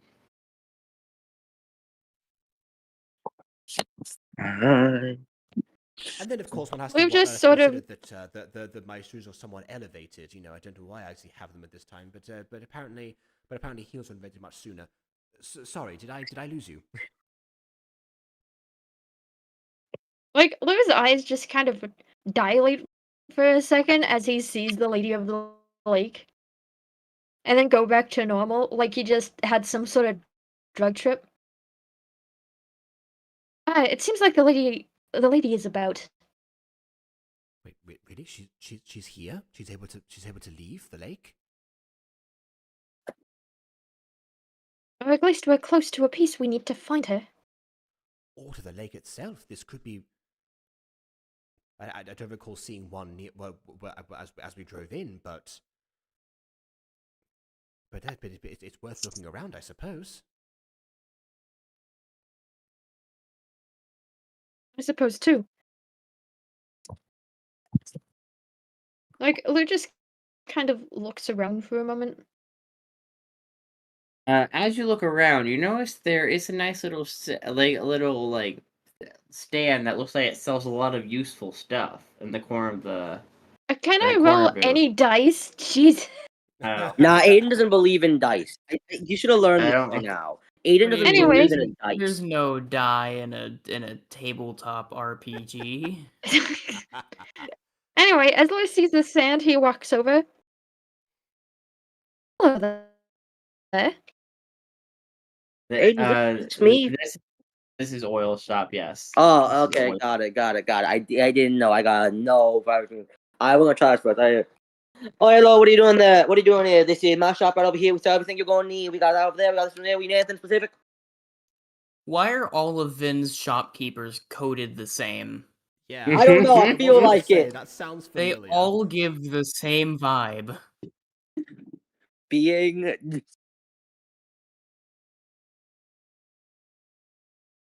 Used car salesman. It's all the same person in a slightly different outfit. Yeah. God. Casually Hey, adjust my outfit a little bit. Don't I recognize you from a curio shop? No. What was the curio shop? What are you talking about? No. I'm old. It's my George over here. I don't know what you're talking about over there. I'm having trouble understanding you. I think your shopkeeper accent is a bit thick. Shopkeepers do have a very thick accent in general. It is quite the dialect they possess. Yeah, this is a well-known fact of life. True, There's a very shopkeeper true. accent. Very true. Just wondering which one to buy at my shop. We got many options. We got that over there, that over there, that over there. Just say something, probably in the somewhere. Just to look over your wares. Then start looking. That's the slowest thing he said this entire time. Start looking. Okay, now if you want, Then He's start looking. one step away from going sold, and then he slows down to go, then start looking. It's like, now if you want, you can roll perception, and I'll tell you what you see or what you can pick out of the clutter of interesting looking stuff. Perception. Yeah, while This right here is an M1 Gorilla. Yeah, we're not doing anything else. So 8. I got a 15.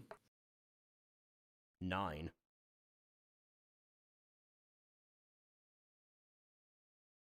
Aiden, this is a Aiden?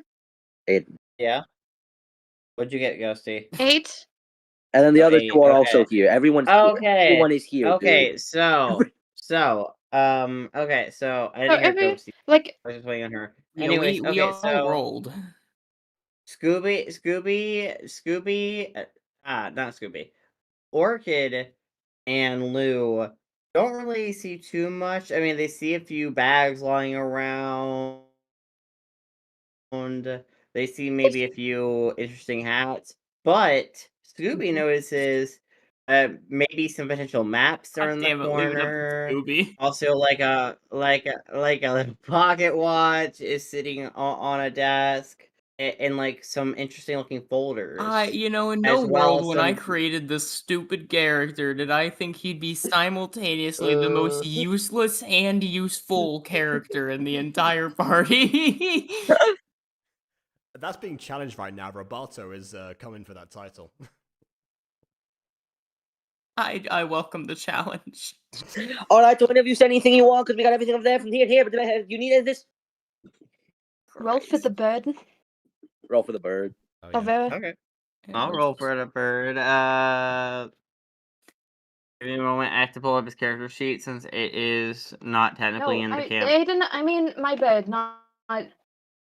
Roll birds. Roll birds. Honestly, Roll both honestly, birds. Let's roll both birds. They have their own competition My going to see who words can are find something. Slurring. Yeah, it's the bird This off. accent I mean- is flowing. This accent is I flowing got words. I got a 1 Okay. because I had a -1 For in perception. So Okay, Roboto -1. Got it. Roboto sees garbage and that's all. He doesn't care. He doesn't see anything of interest. Literal trash. 18. 18. 19. That's good number. 19. That's good number. 19. 19. Good number. Okay. You see pieces of a map, a little watch, some folders. It looks like it's like some painted pictures of a masked man as well in the Like- background. Higglesworth just kind of jumps down. Elvira jumps down onto the table and just kind of struts around, trying to get Lou's attention to look at the pieces of the map. Guiding his attention, but not really telling him what the solution to the problem is. Can Orchid hear Higglesworth trying to tell Lou something? So Yeah, wait, and like, a Orchid can problem? hear Higglesworth just kind of being like, look over here, you. Okay, here's the problem. There's 2 people in the party that have seen the note and therefore even have any remote idea about what the problem to solve here is. And the 2 people who know what's in this shop are not one of those 2 people. So Yes, however, the bird's still trying to get his attention, so he stops looking at the fuck-ass hats and actually looks at what's on the table. Orchid, A So anyway, relevant what about hat. one of these? Orchid crouches down near to Higglesworth. What is it? Did you find something? There We got were a lot of pieces many of a hats. You want to buy any of those masked hats? figure, and I think they could be important to the task at hand. However, dumbass over there is looking at the hats. What's wrong with the hats? The hats.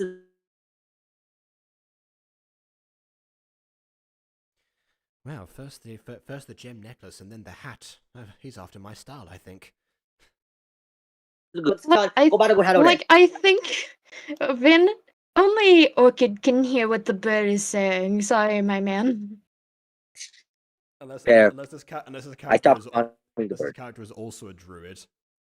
Circle of spores and overdosed on caffeine. No, this character. I don't know. This character was thought up on the spot by Aiden, and I have barely any information on him, so I'm just rolling. Is there a baseball cap anywhere? Why would there Yeah, be we a got a baseball cap over there. What? Why would there be a baseball cap Yeah. in this You look at that. You look at the baseball hat. It's made out of straw. It's a really long I straw need an hat. actual baseball cap. Okay, no, Aiden, I got this. Aiden, I It's- got this. Aiden, I got this. Why wouldn't baseball exist? Oh, I don't know. A few reasons occur to me right now. I can't think of a single one. I got this. Don't worry, Aiden. I got this baseball. Okay. I got this. Give me a second. I gotta check something first. Okay. So the dog. So the dog want what now? The dog want a baseball hat. You want a baseball cap? You wanted a baseball cap, right? Yes, the dog want a baseball cap. The dog want a baseball cap. Okay. So you look over there. We got a very interesting baseball cap. We got a 1962 Colt 45 baseball hat over there. Then we also got over here. We got a 1962 Cardinal Braves hat over there. Go pick one of those two. Those two usually give me good value. They got nice brims. So come from sun. I want one What kind of that gives me 1962. I want one that gives me the vibe of hip. We're gonna ignore the fact that I definitely just said an actual baseball team from 1962. That's okay. Scooby just asked for a cap that gives the vibe. So You want the cap to give the vibe of what? You want the cap to give the vibe hip, right? You want the cap to give hip, or you want okay, so you want hip cap. So we get you hip cap. What we gonna do is we gonna come over to the back over here. We got a cap that actually looks like a man's hip. Voice crack. That's the point. Anyway, with Alvera's strutting around on the table, I'm gonna go back to Lou's character sheet and I'm going to roll perception again. Right. I would like 7 8. hip Another caps. 8. You can't Orchid perceive just anything taps else. him on the shoulder and points to Higglesworth. I think you're being summoned here. Oh, Okay, yes. dog.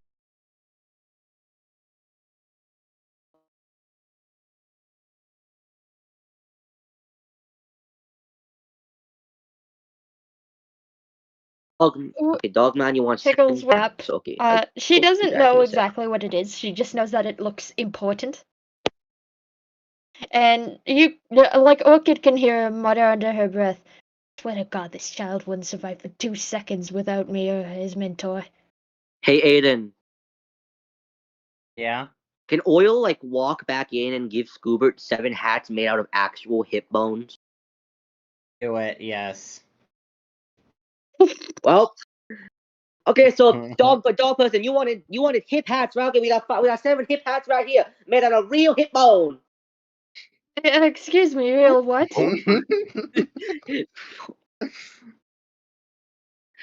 How much do I owe you? Oh, let's go. Hip bone expensive these days. Let's go 10 gold per hat. Okie dokie. Okay, that's 70 gold out of your pockets. I can afford it. Yeah, it's good we can afford it. Oh, I could probably Lou- afford most of the stuff at this shop. Lou just looks over to the hip bone, ignores it, and then takes the pieces of map from Higglesworth. Scooby puts the cap, one of them, on his head backwards. Well, that definitely is hip bone. How do you do, fellow hips? Lou just looks at the shopkeep after he gets the pieces of letter from Higglesworth. How much for all of these scraps? Ooh, that's some good quality scrap right there. Good quality scrap. So let me go ahead and just add up the number real quick. So, okay, how many of these are there again? We got 172 to 6, 56, 50. Okay, so we gonna go, let's say we got around 20, 30 pieces there. Let's go around 5 gold per piece. Okay, 5 gold per piece. How many pieces? Aiden, that's a good Aiden? question. I don't know. If it's 20 times 5, which is 100. 100 gold. Why? Why is your scrap more money than my 7 hats? It's 7 Well, no, hippo hats. they're big piece of scrap, okay? Big piece of scrap, big piece, 5 gold each. Those hip bone 10 gold each. It's because there's more scrap than the hip bone hat. It's all about the number, the quality and the quantity. We got 20 scrap, each scrap for 5 gold. Then we have only 7 hip hat, each help is 10 gold. It's about the quantity and the quality.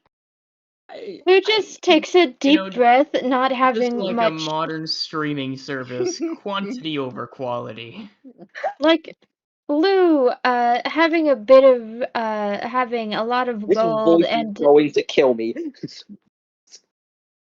Lou, having some gold and some. Having, like, a lot of gold, some. Having a lot of gold and carrying around a few fucking cabbages. Where did you get those cabbages? Like the cabbages are from the market in Territon. Oh, you still have those on you. He just still has the cabbages on him. He kind of rattles around in his coin purse, and he also has some silver and electrum pieces he got from change from buying all of these.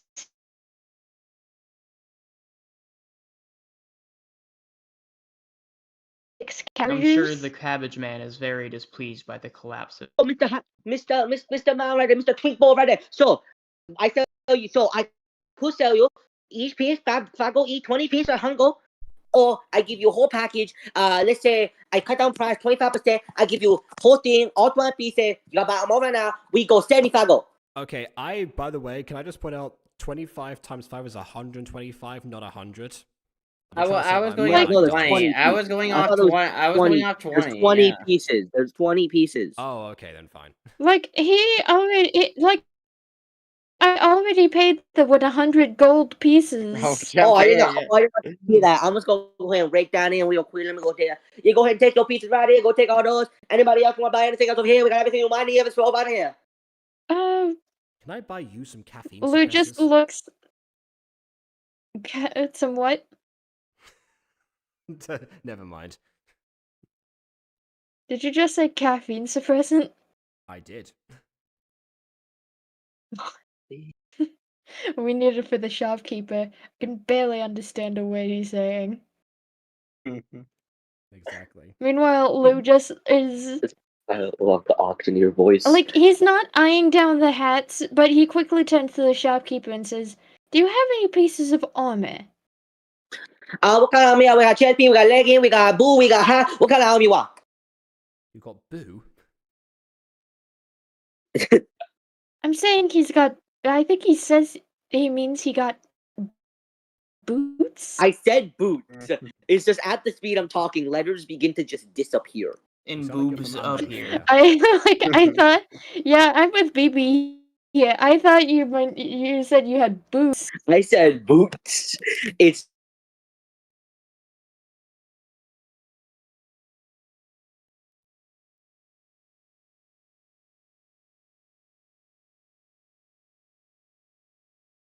just when you talk accent in there, it Is gets way worse. some studded leather.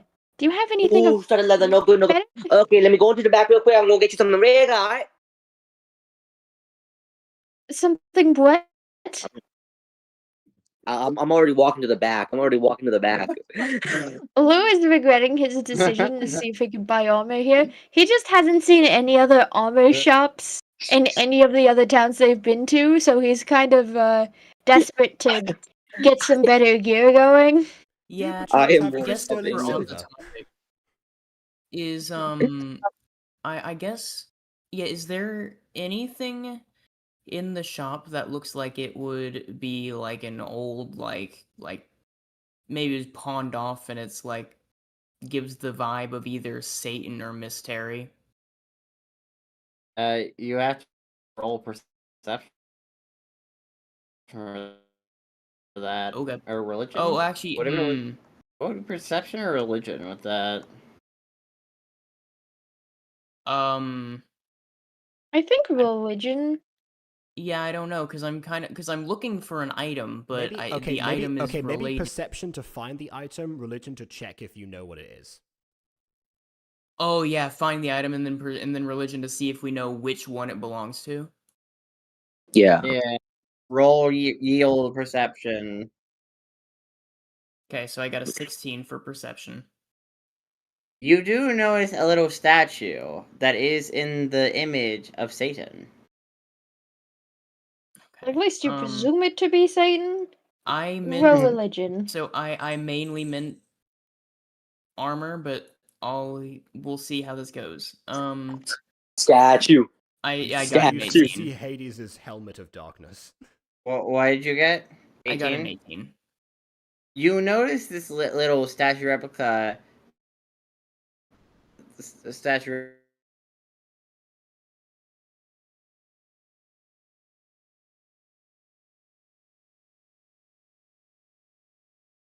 replica is statue. A copy of an actual religious statue.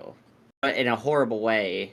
Horrible, cheap knockoff way. I have to know the name, brother. I got an 18. This is Drop the name. Of Satan. It's a statue with Okay. Satan, you know? A Tom. I mean, is there anything to the Is it just a statue, or? It's a statue depicting Satan. These statues, tend to be used during worship of the gods during prayer hours. But this one was a shoddy made copy that is clearly Actually, poorly made. I have a more hilarious example if you'll allow me to. Sure. What you find is kind of a gothic rubber duck. Oh gosh.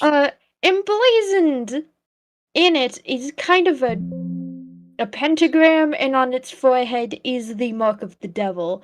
There's also horns coming out of its head, so it's very reminiscent of Satan, but obviously not exactly what you're looking for. Well, hold on. Actually, just because it was a symbol on it. Wait, this actually might be more useful. What would it do? You'll see in general the exact rubber duck I'm talking about. Okay. Me. I was gonna say That's a duck. Real item. I love it so much. I also love it a lot. Can it do anything mechanically though? I don't know. Vin? Aiden? Because, like, to be clear, I know everyone seems to forget, but Scoobert is a paladin. I want something, please. Maybe if you squeeze it, it makes like a demonic sound. That's just a squeezable Aztec death whistle. You squeeze it and you are filled with good feelings. You have a better energy. Actually, no. Aiden, you're just giving. You are filled with determination. You are filled with determination. You are now saying. Oh, you know, be cool. Wait, hold on. Actually, you guys talking has given me kind of like a tunnel to go through for logic here. What if you squeeze it? And because like a lot of things that like the go-to for a lot of items is always like, oh, it gives you like advantage to something. What if instead you squeeze it and you give someone else disadvantage at something? I will so deal with the homebrewing of that later, okay? I'm not gonna So is that a yes? Oh, I mean, I can work with that. I'm gonna make it more balanced, so you can't just say, nope, you have disadvantage on this now, even though knowing you're about to use it. It's gonna be, you can only affect specific things, but I'll work on that. The question is it selective? like a spell slot thing? Who chooses who gets the disadvantage? Is it the item or is it the user? That's the other question. So I would assume because Scooby has like a direct connection to Satan that he would be able to use it, but others probably wouldn't. Or if they like did, I said, it we're would gonna have a find out. backfire. I don't really. I'll write it when I write it. Watching the stream, this is the duck in question. Yeah, in my head, the way that I guess it would work, like in action, is you would be able to choose, like if you do just want them to have disadvantage, but it has to have like a cooldown or something. It is a Yeah, that D&D makes spell. sense. Yeah, it needs cooldowns. But Lou just kind of looks over to the rubber duck. Oh, that's interesting. Why not give it a squeeze? Squeeze it, squeeze it, squeeze it, squeeze it, squeeze it. And while Scooby slowly approaches it, and you can see this almost like overhead shot that slowly turns into the slightest little Dutch angle, and the shadows seem to grow as they scratch upon the back of everyone inside the shop, as the choir of hell starts going squeeze, squeeze, squeeze, squeeze, squeeze. Oil rushes in, holding the armor that Lou wanted, and immediately just smacks your hand away from the duck. He doesn't have a hand, so too bad for that. Wait, but does the duck like compress itself on the ground and like make a squeezing motion as it falls? Oh yeah, I guess that's a good point. Hold on a second. So if he's already reaching for it, and you smack his paw, would that smack it into the duck? No, you're right. Yeah, it would. However, since technically two people are causing the squeezing of the duck, the effects just sort of counteract. Okay, that's Yeah. fair. Hey, no touching the duck. Unless you're gonna buy the duck, don't touch the duck, okay? How much is it? 100 gold. Damn it, I don't have that much. I do. I have that much. No, you don't. You have 50 gold per mission.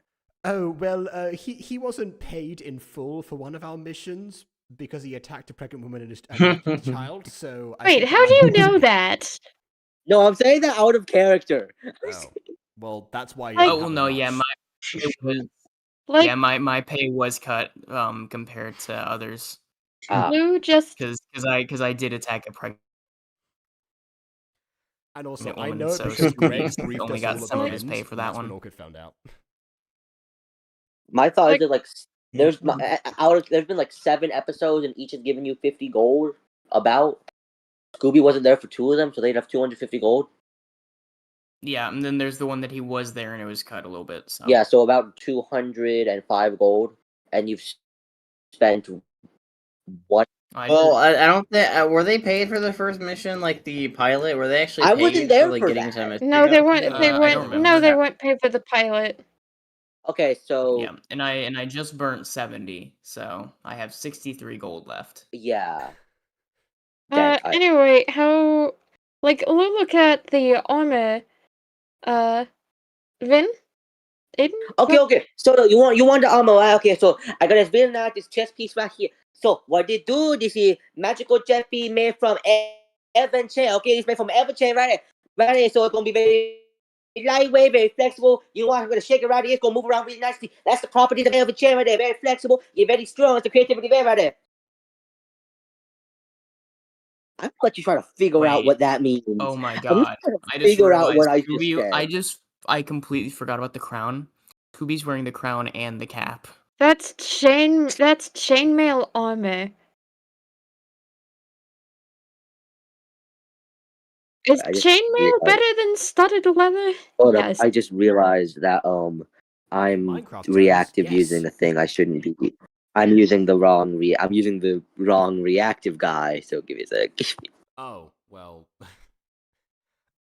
Actually, we don't have one for this, so congrats. We're just gonna use we're gonna use the moraine. I'm late. We're just gonna use the moraine once this loads. Where are you? Where are you? There it is. Like, all I could catch from that is that it's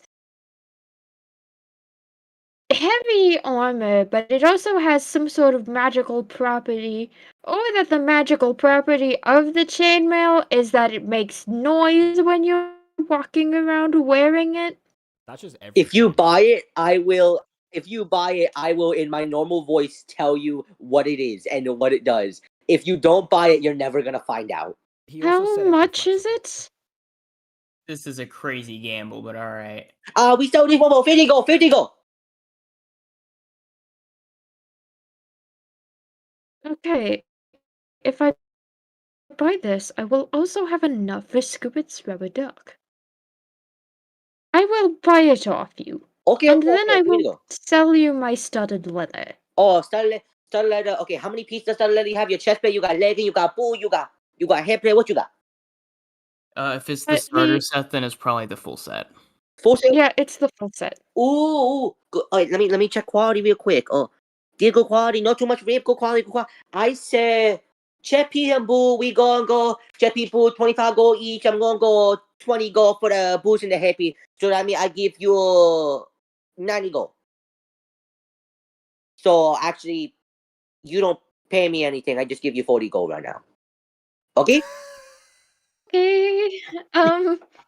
Well, because The the guy isn't selling the whole armor set of the pieces that Lou's of the thing that Lou's about to be given. He's selling one piece. but Lou reconsiders. It's like I'm only selling the leggings of the leather armor, the leggings and the chest plate, and buying the chainmail chest plate off you. So you're not okay. So we just trade. Yeah, so I guess at that point, Yeah, if you're saying that, then you would have to go into but the also equipment, you see will what it's you will worth in no total, longer and then have divide that legging. by half. You're only buying a chest plate. You will no longer have legging. Yeah, I'm only buying a chest plate. If you want, Lou, So how much would the chest? I could buy the leggings for you. You did miss out on the chance to get an outfit before. Why not? Oh no, he's only selling the chest plate. No, I can go fetch. I can go fetch a good pair of leggings. I can go fetch a good pair of leggings. Give me a second. Let me look up. Okay. I mean, if we're all willing to pitch into the same order, then I'm just saying there's 3 of us here. We could have just done 100 divided by 3. Let me look for a. That's not an even piece of legging. It's not, but okay, good leggings. Yeah, that'd be about 33 gold, which per person. 33.33333. Yes, but if you're rounding, it would be 33. Yeah. Yeah. If you want to include like cents, then like, it'd the extra technically 1 be. gold. Yeah. Okay. Let's see. I have to look up a good piece of armor real quick. Lou just wants the chest plate. He just wants to trade chest plates. Well, I mean, now that Orchid had brought the idea of the. I mean, all I'm thinking is that if you trade buying leggings, my man Oil's gonna go grab a pair of leggings. You're going to leave your legs exposed essentially in combat, and if that's that's an obvious place of vulnerability. For men, it already is, but even more so. I already have studded leather leggings and booties. I think only trading around chest plates would be ideal. Okay, Oil's gonna go ahead and walk back. Oh wait, I just got a Discord notification. Give me a sec. I misunderstood. I thought you were trading the chest plate and leggings that you had for the more expensive and better chest plate. I misunderstood.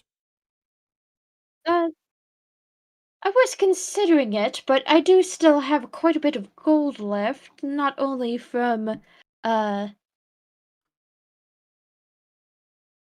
I had with Salvador at the farmers market. I see. I have not Yeah. purchased a thing yet because this dress was free. So rest assured, I'm able to pitch in for.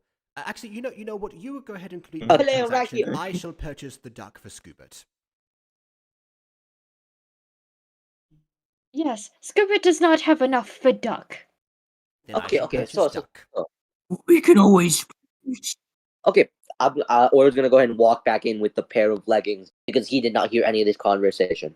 Okay. So I got a good pair of leggings right here. This pair of leggings, this pair of circus pair leggings, go ahead and make you faster.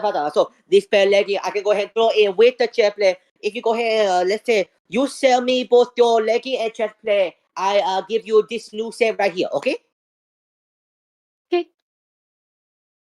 So pretty much you will be trading off your leggings and chest plate you have right now, and paying 10 more gold in order to get this, if that's what you want. You'll be getting a pair of leggings Yes, that and a is pair of chest plate. All right. that is The transaction has that is indeed what I want. Allow me to get rid of the studded leather. Okay, so the transaction has happened,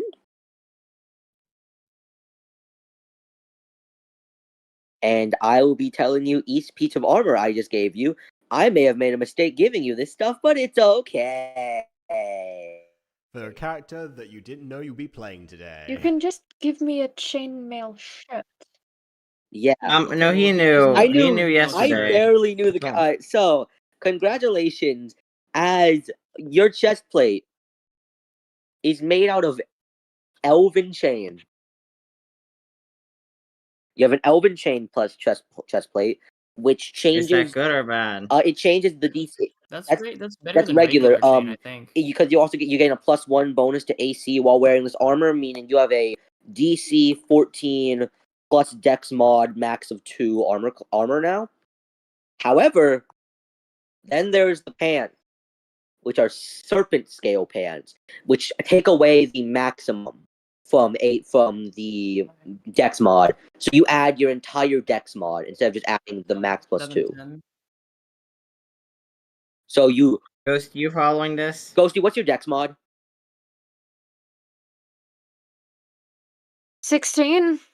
Your Dex modified, But not your Dex, plus not your 3. Dex. +3, okay. Then the serpent's at a +2, so it's a +4. You have, and then you have an AC of 20 now. Like, I kind of don't like the idea that I'm taking from Lou's dex, though. Well, no, that's just how AC scales in general. AC scales with Dex. That's just regular D&D. I know, but I'm looking for the serpent shit on D&D Beyond, and I can't find it. Yeah, because you're not gonna find that one on Beyond, because annoyingly, it's just not there. Because it's from Candlelit. It's a different. Yeah.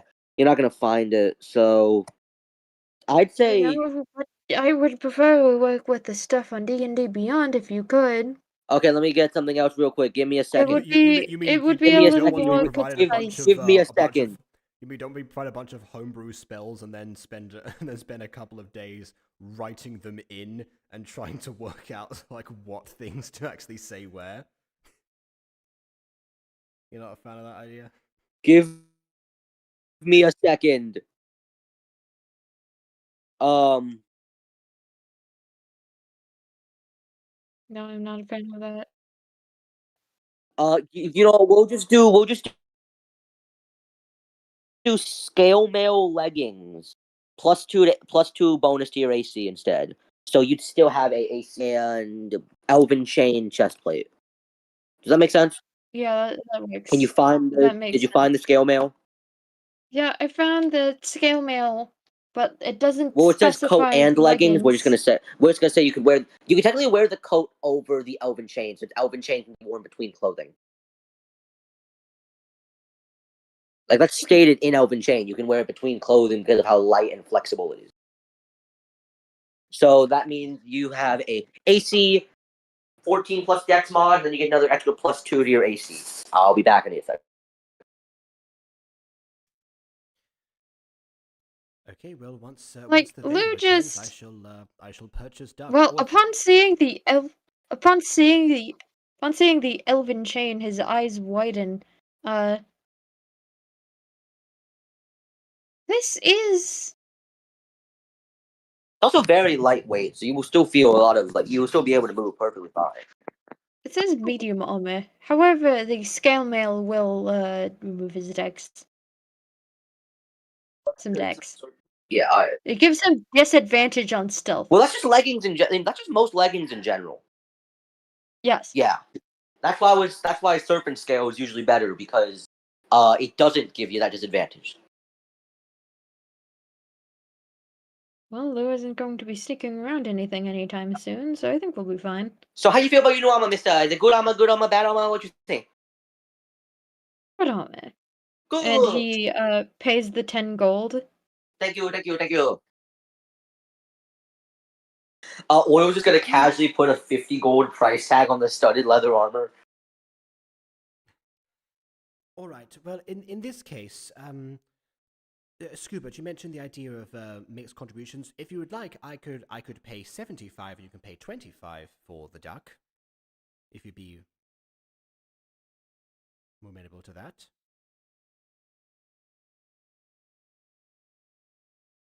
We could. Although if it's 100, we could always just do 50-50. That's fine. That leaves you with 13 in total, but very well. That works for me. So you going back? You going back? You going back? Yes, we are going to buy the duck. Yes. Okay, so I have split it very okay, so we're big on head. Alright, I give you. Very well. And These sure are words that are being said. These are words. These are exact words. Thank you. Go. Okay. So anything else you need? You need anything else? I hand him my brother. You need anything else? Oh well, I mean, do you have any? Do you have Nothing anything for me. for? Do you have anything for the for the modern day stylish druid, perhaps? I was so about to say in character if you just want a gun, but give me a few seconds. Ah, yes, that's what I think of when I think of druids. A Guns. gun would be actually so good. So you want something for the modern day druid, right? That is correct. I can give you a two option. I was So- being coy. Anything for druids would suffice. Okay, let me head to the back. Let me go and grab you something. I got two really good options for you. He's gonna walk to the back. Give him a second. I gotta look up some stuff.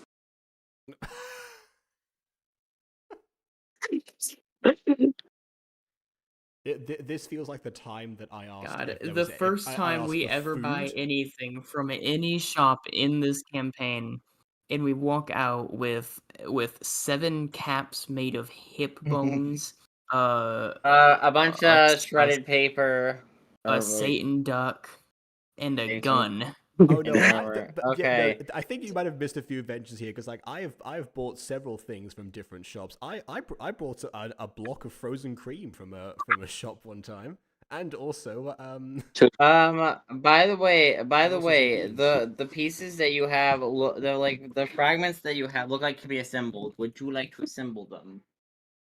Yes, I would like to assemble them as soon as we solve the problem of the shop. Okay, I got your stuff. I walk back out. Okay. Do it first. Okay, I got two good things. Right here for her. We got this stuff right here. Gonna give you a child no healing. Gonna make you better and better and better. You seem like I can get you some good natural stuff too. But your healing gonna be better. So we're gonna do that. Right? And your second thing right here. This is an M1 Garand. a what? An M1 Grand, a gun.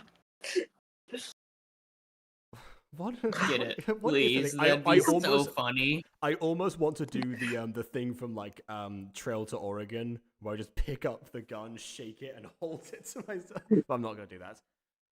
I have no idea what that thing is. I've never seen a druid instrument anything resembling that. You also said I can show you how it works. giving me. Did you say give me child? Oh my god! Wait, no. This is such a like theatrical. Oh, dude. This would be so badass to somehow like figure out how to make this work for druid stuff. If you buy this, you'll be. Sorry, you cut out. If I buy this, I'm being what? Being Chekhov's gun. Dude, like God. using this gun and then like So you wanna buy shooting these? a You wanna buy spell these? with it.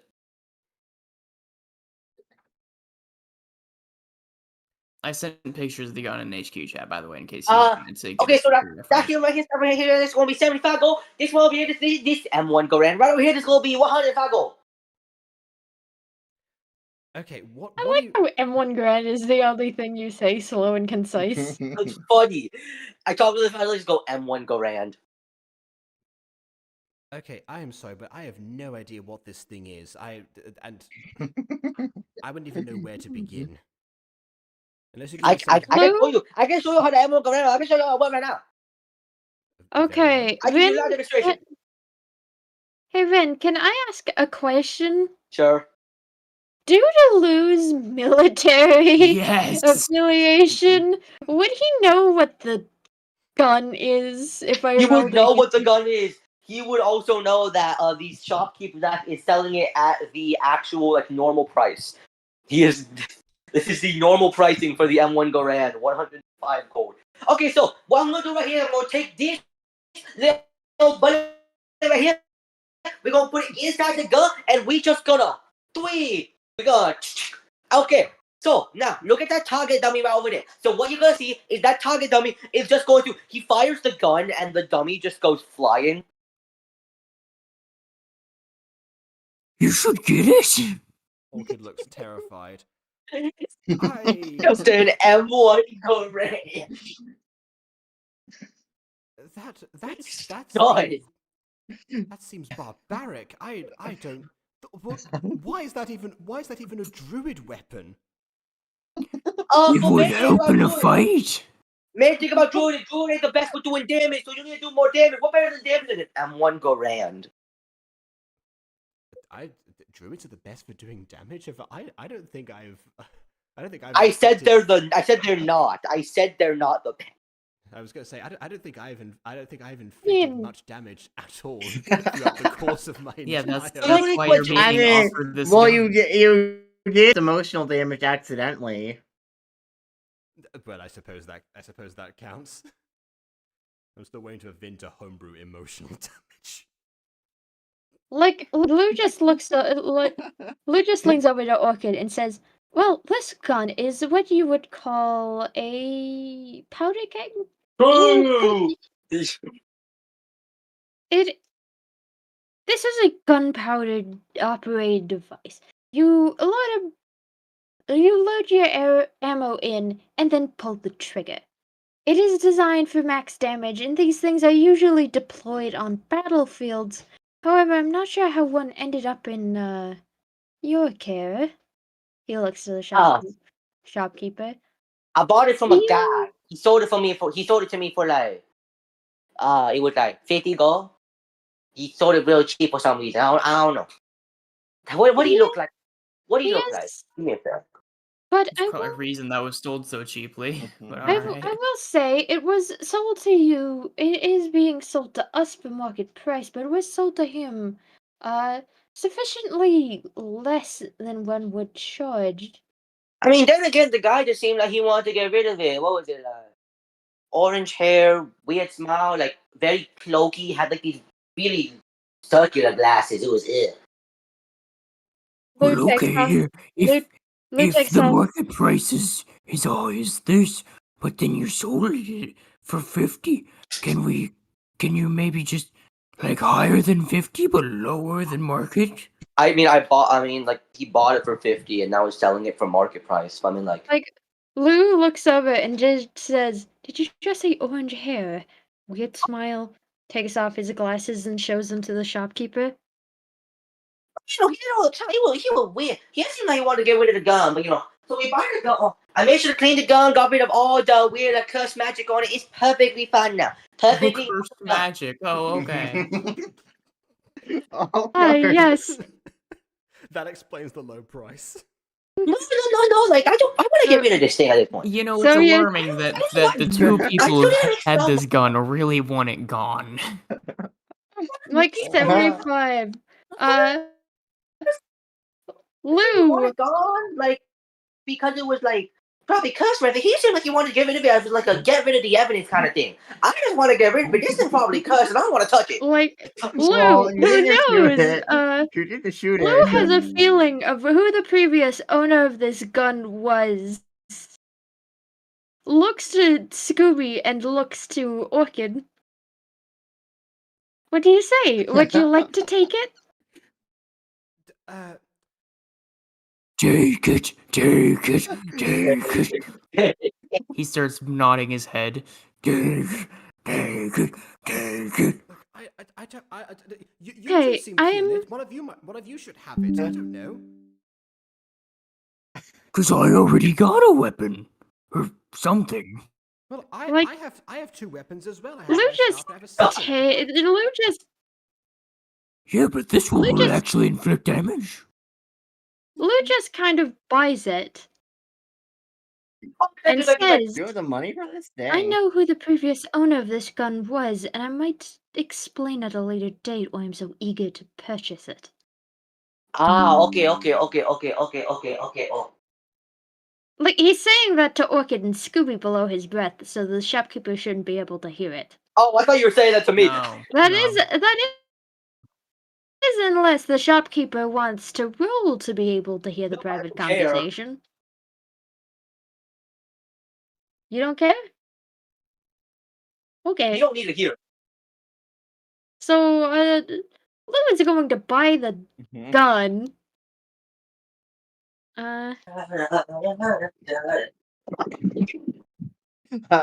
Okay. Thank But- you. but- Thank you for taking.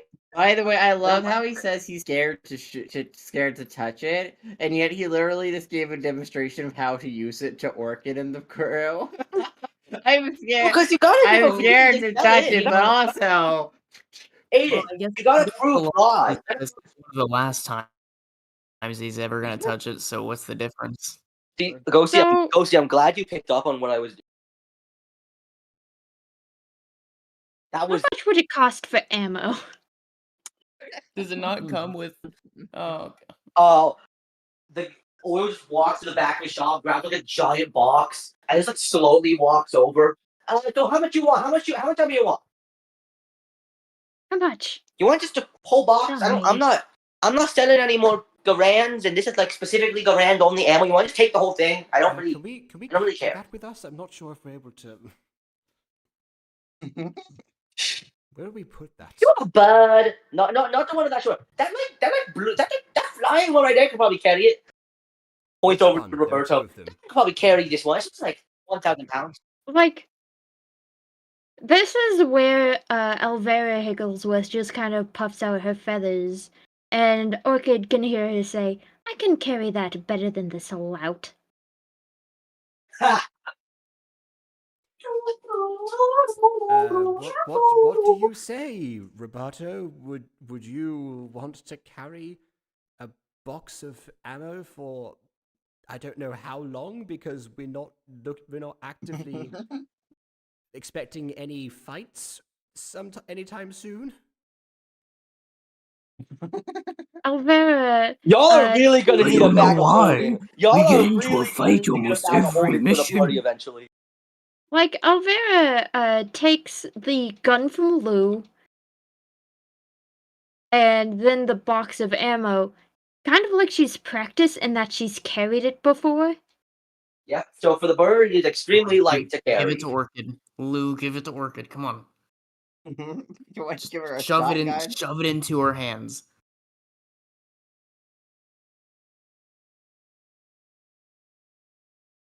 I need my badass gunslinger druid. Okay, this is so sick. I know, right? At some point, we can get it like enchanted to be like actually imbued with like magic, and they can be like in tuned with each other. In a tuned M1 Grand, that would be badass. I could cast magic stone. All right. So anyway, I also have the staff. You want to buy the staff? You want to buy the staff? It's only like 50 gold. I mean, I have a staff here. What is the difference between the one that I currently possess and that one? This one better. This one better. This one like combat staff. What are you doing? This one like here. This one gonna do that. You gonna have the cancer. You gonna have the fix them here. We're gonna bring it out. You're gonna set it back here. So I sell you for 50 gold. Okay. Again, I'm giving you the same gambit I gave to Ghosty. If you buy it, I tell you what it is. If you don't, I tell you what it is in my normal voice. If you don't buy it, you ain't gonna figure out. I mean, to be honest, considering that I don't have to actively wear the staff itself, as long as it's not a cursed item of any kind. You know what? I'm gonna roll an Arcana check to make sure it doesn't have curse magic. That is a 12. Like, It hurts. meanwhile, Lou is slowly turning to Higglesworth, and he just says, "Drop it. Off a cliff. Unless Orchid is wishing to acquire it." Well, I'm now looking at this staff, which, quite frankly, would probably suit me a great deal more. I did A little tip: if you're gonna buy this, you're probably gonna want the gun. Sorry, if I buy the staff, Because I want the gun. Yeah, because I'll give you one hint to what I said. This is 100% a support item. It's not gonna help you deal damage in any way, shape, or form. Here's the thing, like, out of character, So, Jacob, if you it's- get the gun, at some point we can find a way to enchant it and get it attuned to be, like, druid specific. It's only gonna be a right? Like, that's the thing. Like, a gunslinger druid would be such a cool build, and it would help you so much more in fights. Please. Please, I also want this to happen. You only have to use it as a regular gun for a little bit. You don't even have to use it until it gets enchanted, really. Yeah, although now what Vinna said here, that this staff is 100% a support item. What has Orchid been doing for the entire campaign thus far? That makes a lot more sense. So here's here's Most of the gun's already been bought, like. Yes, that's what I was gonna say. In the spirit of compromise. Well, I suppose that I don't really lose anything by purchasing a new staff and testing it out at some point. So yes, I will take the staff, and if you think, Lou, that I could also make use of this gun, then this powder keg, as you called it, even though it's neither powder nor keg-like, I will look into it. Maybe practice at some point, as long as Higglesworth is okay with carrying the ammo for however long it takes, because that feels very unnecessary otherwise. I know the previous owner of the weapon. It's just going to be a little bit of a conversation. However, I want to get away from this booth before we do discuss that kind of thing. So, you won't buy the staff, or? Yes, I will buy the staff. Okay, 50 gold, please. 50 gold, please. All right, I will send that to you right now. And Jacob, you have acquired a staff of healing. I'll let you figure out what that magic item does yourself, because it's actually in Beyond. Okay. The exact terminology of it. Then I can probably once it loads, for some reason it's not loading right now, to send to. All I remember it has something to do with charges. It has something to do with charges. And like I think you can cast like mass cure wounds. Yeah. Again, this seems very appropriate. So y'all want to buy anything else, or you're good? Y'all good? Okay, staff of healing. This today. staff has 10 charges of its charges. To cast one of the following spells from it, using your spell save DC, the spellcaster's ability modifier, Cure Wound. Basically, you can allocate Cure Wound to the staff, Lesser Restoration, or Mass Cure Wound. Well, at That the moment, all sounds quite at good. the moment, Orchid has regular cure wounds. Yes, so it is quite good. That is what she will do in that case.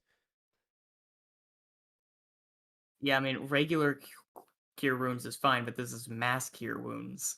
Well, yes, but you said you can add it. But if I'm adding something, I have to I have to have it already in order to put it into the staff, surely.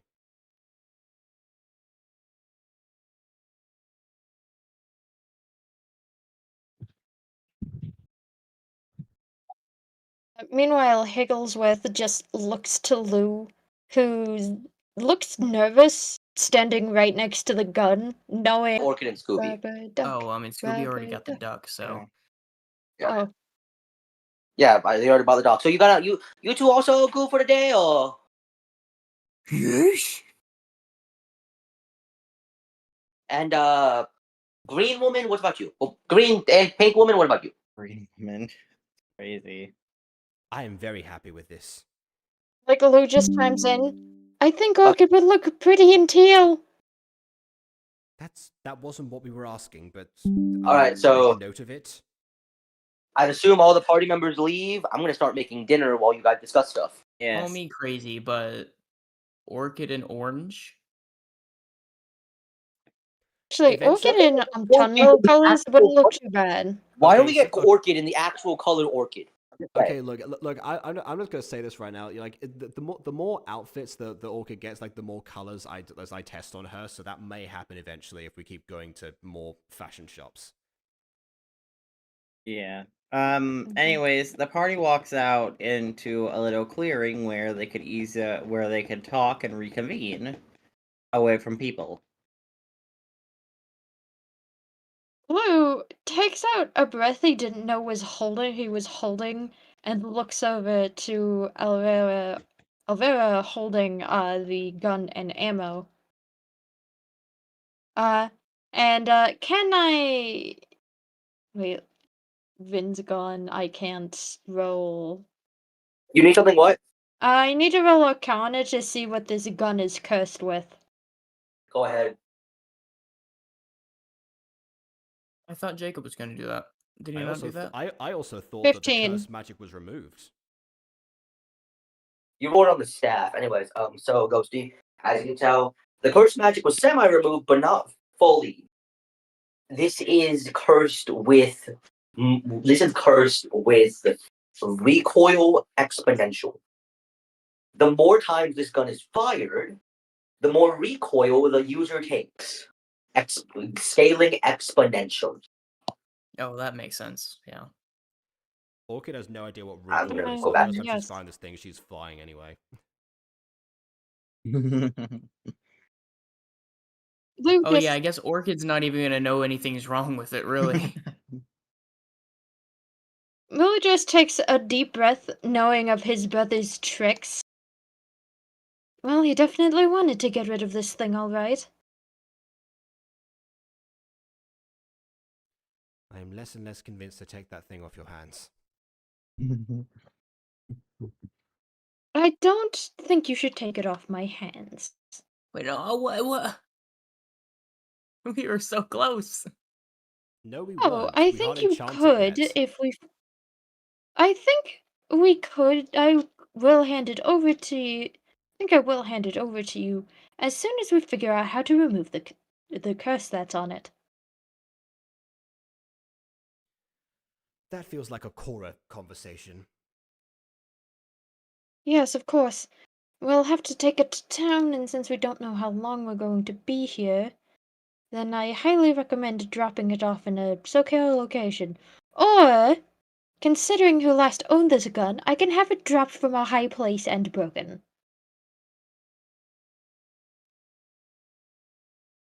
Well, if you two think that it would be of use at some point, if it did have its curse removed, then then it makes sense to hold on to it, because otherwise we're doing the exact same thing that your brother did, which was get rid of it and essentially give up on it. Like, Lou just kind of motions over to Orchid and Scooby, kind of like in a walk and talk with me sort of way. Dude, the idea of like, oh no, I don't want to get rid of it because then I'm giving up on it is like, dude, a full-on arc with Orchid, like learning to get like a genuine like relationship with this gun would be adorable. Well, because right now The she's gun is very just like terrified the of new kid. Yeah, well, yeah, because right now she's very terrified of using it in general. Because remember, I know the meme of Orc hasn't taken damage. She's also not inflicted much damage, aside from psychological. Oh, that's kind of the main reason we were looking at this in the first place. But like, also Gunslinger Druid is just it can be such a good build. Also, So guns sick. are very loud. Okay, yes, And silencers don't do as much as you might think. I don't even. We weren't even given the option to buy a silencer. Like, okay, Like, both. I know, okay, but I'm both just of you are saying if we slightly ever missing ran the into point. it. Yeah, both of you are slightly missing Yes. the point here. This is just not in Orchid's nature at all. Yeah, it isn't. Like, Lou just mentions for Scooby and Orchid to walk and talk with him for a moment. I mean, This gun, if I am correct by the shopkeeper's description, belonged to my brother. Let's just say we were both in the militia together for a time, but he enjoyed the thrill of combat maybe a little bit too much, and got addicted to inflicting pain, especially upon himself.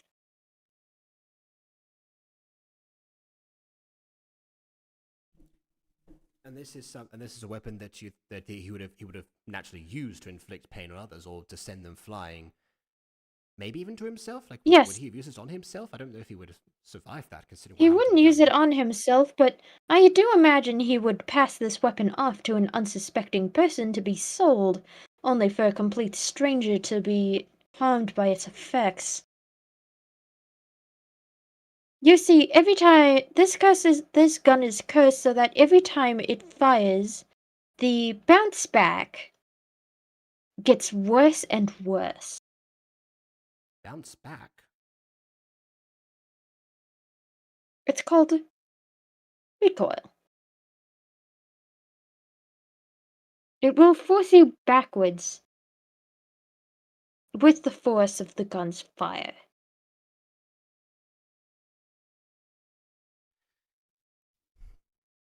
Interesting. Now that you mention it, I did see that that shopkeeper stumble backwards, ever so slightly. That means this gun has been fired quite a few times before it landed in our hands.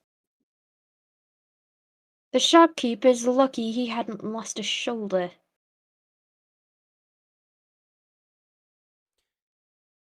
I'm giving a lot more serious thought to the proposal of dropping this thing. If it did belong to my brother Orochi, then I would much rather have it dropped. I'm starting to. Though I do like the idea of you having a combat-oriented weapon for, in case of the bad case scenario, as we almost experienced at the clock tower not even a week prior. I thought It would be handy, but perhaps another weapon that wouldn't cause as much damage. Well, I mean, yes. I mean, but I mean, if you do remember, I have several rock-based attacks now. Not to mention, I already had magic stone before, and those are all for range stuff. As far as close combat, again, I have my sickle and my staff, not the new staff, the old staff. So, well, the quarter staff, I should actually say. So I know that I've not resorted to it up until now because most of the time I focused on keeping you guys alive. But I am capable of fending for myself in certain situations should the need arise. But I'm also tempted to do as my brother did, and instead we can get rid of the curse ourselves with probably the help of Cora. And then probably sell it for its actual worth. What if we... Well, I mean, if that was market price what we just paid for, we probably won't get much of... We'll get our return on investment, I suppose. We'll get our return on investment. But we may also get a bit more if haggling is involved. Well, I mean, he sold it to you guys for 75. Market price is 105. Oh, okay. Well, he lowered his price because he wanted to... Actually, if that's the case, we could always send it. We could always write a letter and send it to Cora now, so she can get a head start on that. Because that also means we don't have to carry that, and poor Higglesworth here does not have to carry a box of ammo constantly everywhere we go. Trust me, Higglesworth is used to this kind of labor. She had to carry very many boxes across a vast distance. Lou just takes a quill and pen out of his backpack and looks to Orchid and Scooby and says, "Do any of you have a piece of paper?" Oh, wait, hold on. I think Scooby might. Let me see.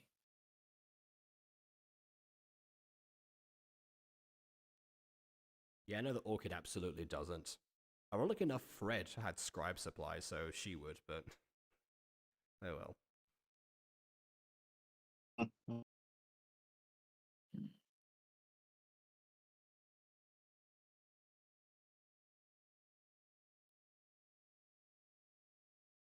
Thought I had something somewhere.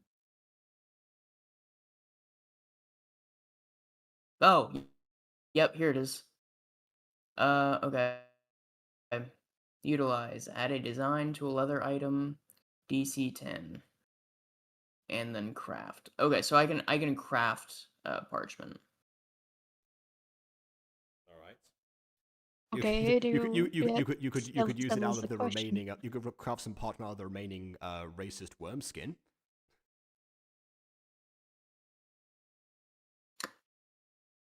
You know, actually, that's a fair point. Would that count as a leather item? Yes. Okay, then yeah. Let's see, DC 10.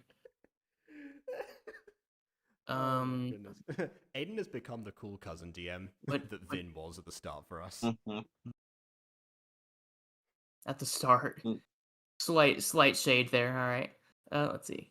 Shade. Well, no, I'm using his term of cool cousin. I'm not saying that he isn't cool now. That's not what I meant.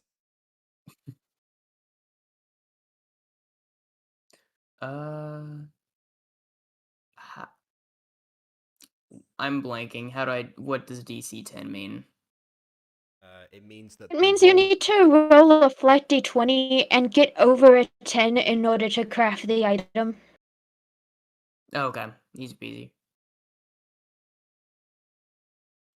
No, stop it, you fucking. There we go. Okay. D20. Got a 16, so yeah, I'll craft some parchment and give it over. So, Lou, acquiring the parchment made of worm skin at first cringes at how slick it feels. It's classic useful Scooby barbarism.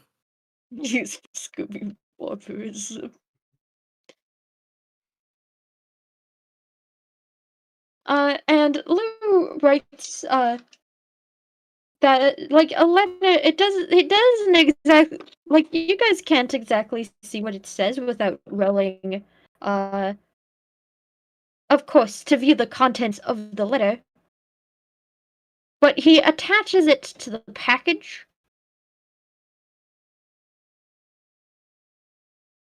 Right, Egglesworth, are you ready to make a long-distance trip?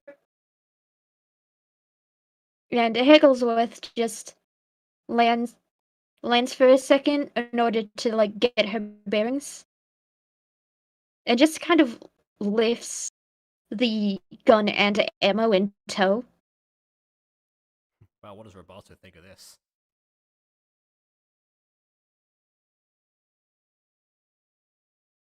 No, I need to roll a strength check. Bird, natural 20.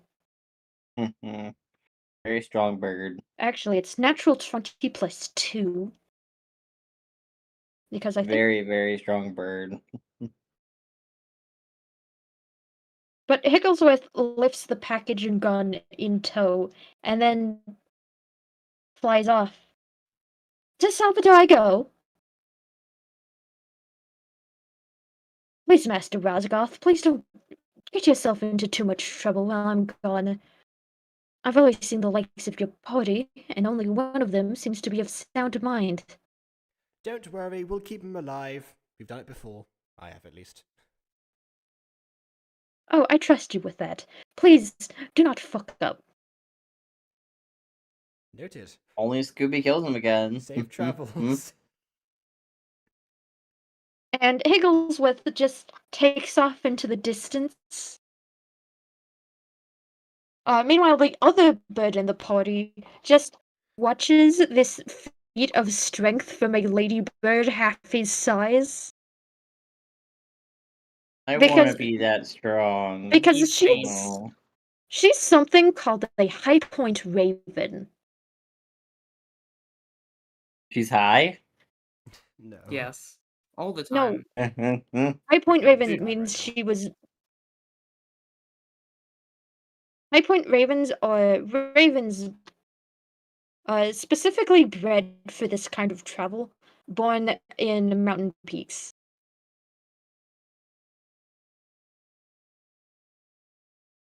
Ah. Okay. Now that you sorted out part of that, what do you guys want to do next with some of the goods you've gathered? Well, now that we've now that that's sorted, should we continue our tour? Oh wait, no, we were going to investigate whether or not the lay of the lake was here. Yes, Oh yeah, I forgot that this had like that we actually got here somehow. like Lou looks at the collection of scraps. Maybe we can piece them together? You were told that you could, so. The character doesn't know that. He looks to Lou, he looks to Scooby. Do you mind making us some more paper? Do I? Hey, DM call. Do I still have more do I have more Yes. worm skin? You ate a pit full of rats. You have plenty of leather. I'm guessing. A pit but, full of worms, actually. Even then, Worms, even rats, then same we difference. could always go back to the pit. You know. Also, looking back at it, the leatherworker's tools, its ability is linked to dexterity. Should I have rolled dexterity? Yes. Okay. In case I'm gonna do that this time. I have. Oh, God. I got a 1. So you try to craft the paper, you but bang your some- hand. You bang your hand while trying to do it, and then you drop the leather, and it falls all over the place. For potential leather.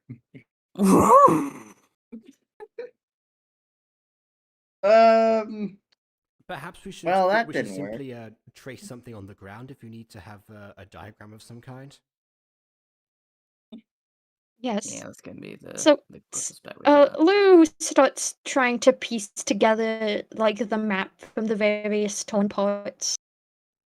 Okay. Using the new for staff that this, she just bought, Orchid traces on the ground, not using any of the staff charges, but just using it because it's longer than a quarter staff, and just making. Okay, so for basically doing a puzzle, by which I mean a literal puzzle where you're trying to construct the image.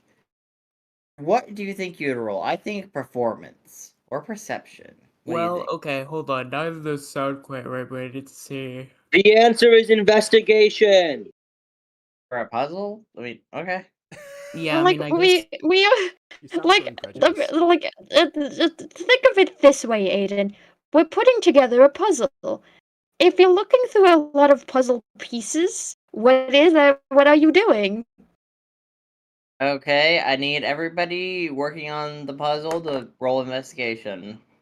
I will say there is a world where maybe we just don't do a skill. Maybe we just do like a flat, like regular check. Fair enough, but I would but I'm Aiden, this is why you make because I got a total of 19. So Aiden, this is why you actually make the puzzle instead of them rolling for it. So there's night. So 19 and 15. So you both see exactly what you gotta do, and you construct it. You end up realizing it's a weird map. It's a crudely drawn map of the town, and there seems to be a circle around one of the houses on the far end of town.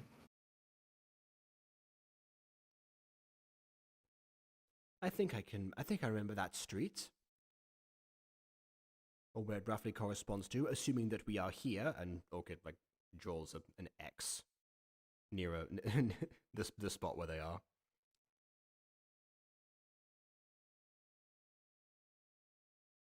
That's not that Then far let's away, go then. actually. Yes, We have some investigating to do.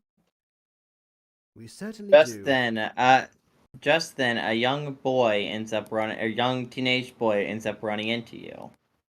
Guys, bumping into you, falling to the floor.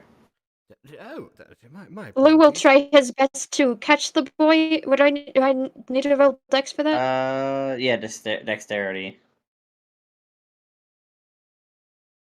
14. You catch him. Is this boy wormfolk or? Oh, he's a human boy.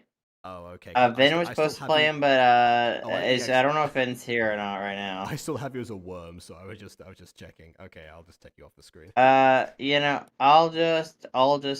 just play him for now. Anyways,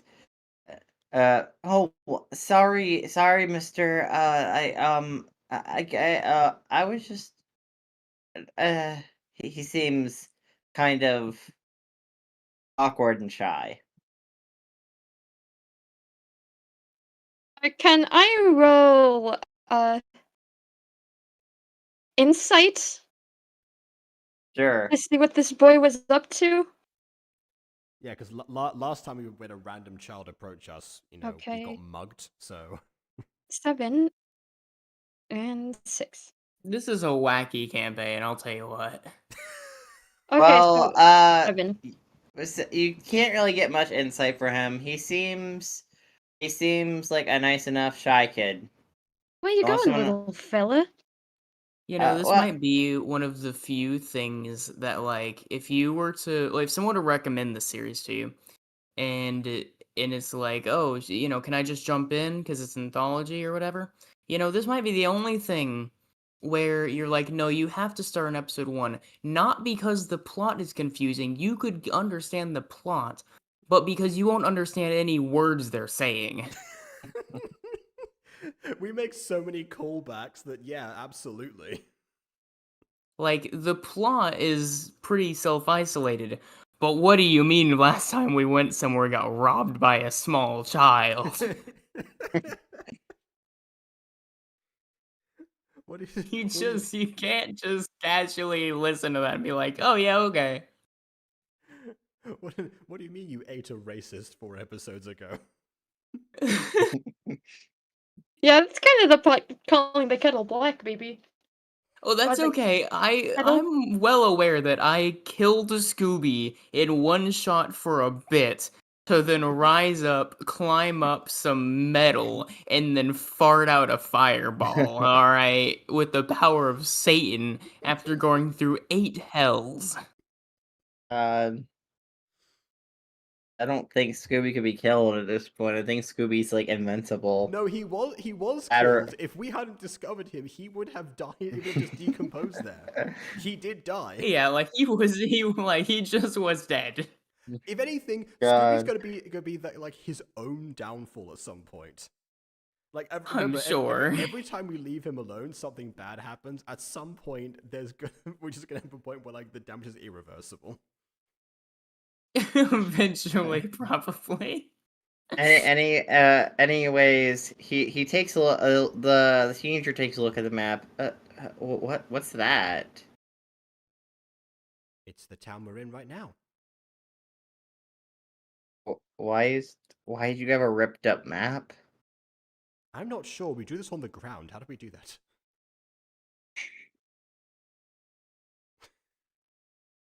The plot holes allowed it.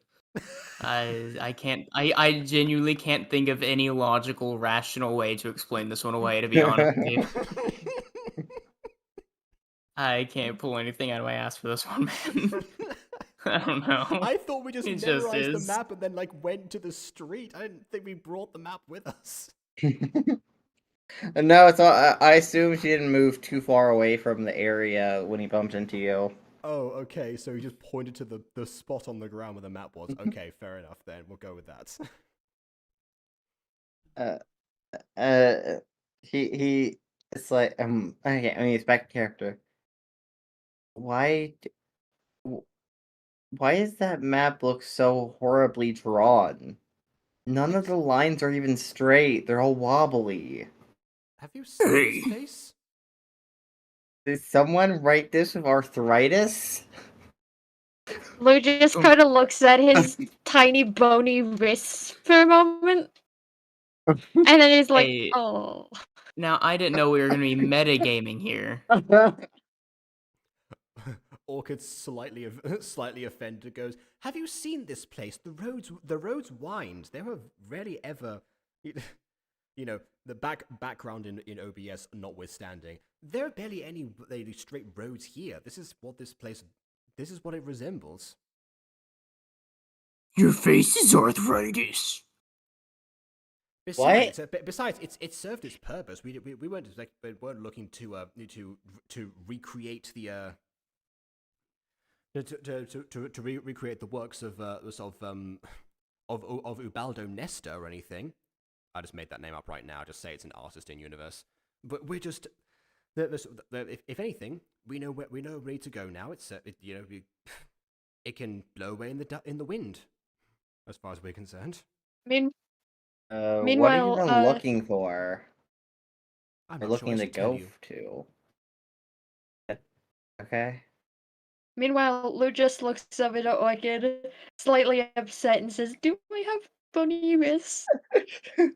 I believe he said. It's okay, we love you and your bony wrists. I am not sure where this came from right now, but Olga just takes one of one of Lou's wrists in her hand and just squeezes to see how much flesh is there. Not much, admittedly. Immediately, because there's nothing to crush. Not entirely. There is some muscle there, but he does have rather thin wrists. It's a miracle he got as far as he did in the military.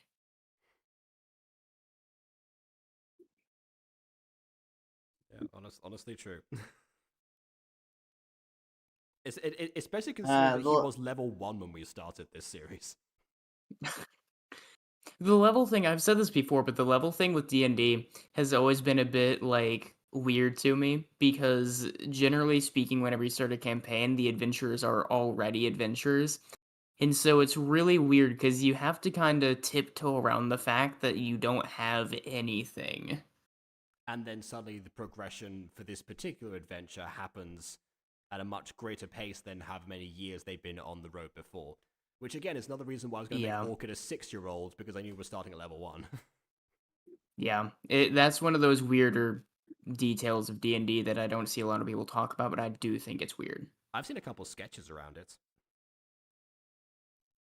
The kid watching the whole exchange between the party looks a little bit confused, and then turns to run into a nice house behind a white picket fence. It's just Scooby comes in the field where we love you and your bony wrists. Well, that was weird. I suppose onward to the actual house we need. We continue along the path to the actual house that was on the map. Meanwhile, Lou, always the skepticist, Lou, always full of at least a little bit of skepticism, feels his person to see if anything is missing. What do you roll for that? Perception? That's definitely investigation. That's easily investigation. Investigate. Roll me some investigation. For the puzzle thing, I would have actually recommended a flat wisdom or intelligence check, probably intelligence. But for this one, it's definitely investigation. 9. You're missing your pocket watch that you always carry on you. Your pocket watch. You mean the one at the shop? Your very important pocket watch you always carry.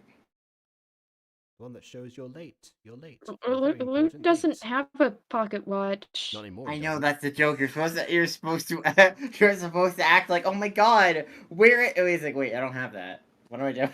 That's the joke. Lou feels lighter, but he also doesn't know why. He just looks around. He feels like something was stolen, but nothing was stolen at all. Lou feels a disturbance in the force. Nothing was stolen, but yet Lou suddenly feels like, oh my god, what if something's stolen? I think something's stolen. Where is it? What is it? I don't know. Something's missing. My grandma's wishbone. Where's that at? What? He carries his grandma's wishbone around? Listen, I'm just saying, the lore gets crazy here. I'm Scooby's kidding. carrying like the ashes of like his great grandpa. Oh, that's what I would His do. great grandpa, Grunkle Do. Grunkle Do is great. God, okay. Anyways, what do you do next, guys? We we're go to the going to house proceed that was on the to- map. Yes, to the Okay. house. You Proceed to go the to that. location of which we need to You go. walk to that. You make it to the outside of the house just to see a mysterious worm man sneaking in his house and like closing the door behind him, and then peeking at the curtains, looking around to make sure no one's following him. Lou walks up to the door and knocks. He opens the door. Hello? What do you want? Leave. Now. Hello, sir. We're not leaving. We're looking for something, and we think you can be of assistance to us. We're still not leaving. Do not. Scooby's gonna dart inside the house. Oh. Okay, I feel like it's roll athletics? Athletics? Yeah, Actually, that's athletics. Hold on though, Yeah. because like as soon as you finish that sentence, my headphones did just cut off. Think of how he fails though, because I did just roll a 7. Let me find my headphones. Or not my Okay. headphones, but my He phone. trips on the door bumps into frame. the worm that's like actively like at the door. They just like tumble into each other. He trips on his feet, bumping into the worm in the doorway. I'm going to, like, instead of trying to burst my way in, Lou just says, we've recently brought, like, he just tells the truth to the guy and he says, oh, we have recently brought pieces to a map at a stall. And that particular piece leads to your house. And we've also been having, well, I in particular, have been having visions of a ghostly woman apparition. Oh, that's great. Well, nothing's interesting in my house at all. His eyes dart to the basement Okay, door I'm back, I'm and back. Okay, so to recap what Okay, happened, Lou. Scooby, because the worm was in front of the door. Scooby, when he tried to like go inside, just tripped over him, and then they tumbled into each other. So they're on the fair ground enough. right now, I think. Oh, And I was Lou, like, just with Scooby on the worm on the ground, walks inside. There is something in your house, isn't there? No, there's nothing in my house at all. I'm going to roll intimidation. he just starts pulling the Markiplier. When I was a boy, I was too poor to afford a thing. When I Meanwhile, was a boy, Lou, an orphan Lou just boy. walks. Lou just walks over, and he's being unintentionally creepy as he stands over this worm and says, "We're going to be paying your basement a visit, if you don't mind." No, I beg you. You could have all my money. You could have all my worldly belongings. Just don't go in the basement. It's in the imagine we just open the basement. It's just a bunch of like fetish wear. Like, I was definitely Lou going to say embarrassing walks. collection of some kind, and that does fit. So Meanwhile, like Scooby and Orchid get a glimpse of Lou that they've never strictly seen before. Please don't go in the basement. the light from one of the windows reflecting off his new chainmail armor. As Lou just walks over to the basement and opens the door. You enter the basement, I see. Right? Yeah? You just enter door. Okay. Entering the basement, you find a well-lit, nice room with a lot of shelves filled with miniature horses That's right. All kinds of colors, some with horns, some with wings. Just tons of miniature horses. I knew it. An embarrassing Everywhere. collection. He's a brony. Yeah. He runs downstairs after the please don't tell anyone. They'll think I I'm forgot not you wrote this. cool. They won't invite me to the next festival. He's in a What big if you took a mess. horse to the festival? What do you mean, take a horse? What does this mean? Scoopert, I'm not entirely Like a sure. horse I'm not entirely sure if their person. species is able to ride horses very easily. Oh, yeah, okay, that makes sense. Okay, I'm going to roll investigation for Lou to look around the basement and see if there's anything awry. There's not. It's just a poor man's shape. While Lou does that, Orca's kind of like, sir, there's nothing to be embarrassed of. If anything, this is quite the extensive collection. I'm sure 19. that there are plenty of people who would be intrigued by such a thing. You investigate around and there's nothing bad. Actually, it's just a bunch of miniature horses. All it's in literally very just good some condition. Yes, And- but and- we're not looking for anything bad, Aiden. We're looking for anything that would indicate the entrance to some sort of tunnel Oh. or system, a way to get to the fountain that you indicate on the map was probably here. So okay, to add an addendum here. We aren't looking for anything bad. We're looking for something out of place. Okay. Well, there's nothing out of place. It's literally just a really nice collector's basement. This is actually a really nice collection. Why did you have to break into my house? Well, you know, usually when we do things like this, we get really lucky, and you end up being the villain of the whole day. What does that mean? What are you talking about? I hate this. Okay, to explain, we are all detectives. We are from the Mystery Guild, and for some time, a mystery has been coming to us, actually, without even so much as us having to seek it out, or some other sources telling us about it. Lou here particularly has been affected by visions of some kind that seem to indicate that something would lead here, unless you happen to have displeased the salesperson who provided us the fragments for this map in some way, and this is some Salesperson? Yes. You this mean could be some other form of- oil? Yes, that's right. Oh. Well, you see, Oil is mostly a con artist.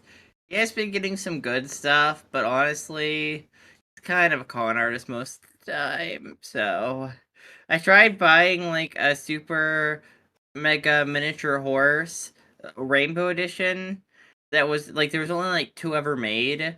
Yeah, Like it was just like a green one painted rainbow horribly, and I wanted it. So I may or may not have punched him in the face and got my money back. How did you wait? You punched him with what limbs? My head mostly. Understood. Pardon my immediate confusion. It's called a headbutt. It is called a headbutt. Yes, our character is called a headbutt. But was that? I guess that would have been motive for him to try to embarrass you in such a way. But I assure you, we have we have no such preconceived notions about such things. Yes, we all are weird ourselves. I have bony wrists. I'm still insecure about that. I've never had my wrist pointed out by a child before. I used to child? have a few miniature horses of my own. None could look into this collection, just a couple of them. My sister then stole me. Children are known for saying blunt things and having absolutely no ill intent behind it. True. You know, though, what are you from looking in my house? Like, you come in here and traumatize me. Why are you breaking into my house? Well, as I We- said, usually when we break into people's homes after they try to stop us, usually we go down to basements like this and we find some kinda awful secret that ends up revealing that they're a terrorist or something. It's just what happens. Usually they aren't innocent. And as I said, we were led to believe that this map was connected to something akin to what we were investigating, rather than some revenge plots. That's what I was in the middle of trying to elaborate. But yes, you are right that we definitely should not have broken in as quickly as we did. What are you even looking for? Like, maybe I could help, I guess? Well, was there is? What is do you there, want? I have been plagued by vision. Like, Lou yet again steps up and, like, tells the truth. Sorry to interrupt you, Jacob. No, it's fine. You better explain this than I. You'd be better explaining this than I would. In universe. It is your plotline. It's my bloodline. No, not really. I'm just the only man of the party that's not you. No, it's relating to people that you know and a gun that you've used and your visions. So yeah, I mean it's your plotline. Well, the gun didn't have anything to do with the lady, Yeah, right? the gun had The nothing to do with gun it. didn't have anything to do with the mystery. The gun is a different plot line. Yeah, Or but the connect- gun is still related to you. Yes, but not related to this. I You're suppose. Saying this, you're saying this is Lou's plotline, but then you mentioned the gun, which is a different plotline. Well, yeah, I'm saying like, okay, fine. The gun is thematically a part of this plotline, which is related to Lou. Okay. Again, not really. Anyways, Lou, say what you're gonna say. Say what you're gonna say and let the words fall out. Lou just looks over and says, "For the past, what is it? A while Few now?" months. I was about to say that, Aiden. Don't make me shove you into the box. Oh no, I was just giving you a general time frame over the course of these 8 Throw it episodes. into the Wait, you need me to freaking send? hell. Wait, not the, Ghosty, not, you need me not to the send? box for 50 years. You need me to send him to the Don't box, forget who he Ghosty? is. No, I don't need you to. I don't need you to send you. I don't need you to send him to the box. Okay. Not yet, but you're on thin ice, buddy. Yeah, you want the nice buddies. Sorry. You'll be made into a cherub in no time and retrained up by Kurt. So for the past couple of months now, I have been getting visions of a woman trapped in the fountain of youth.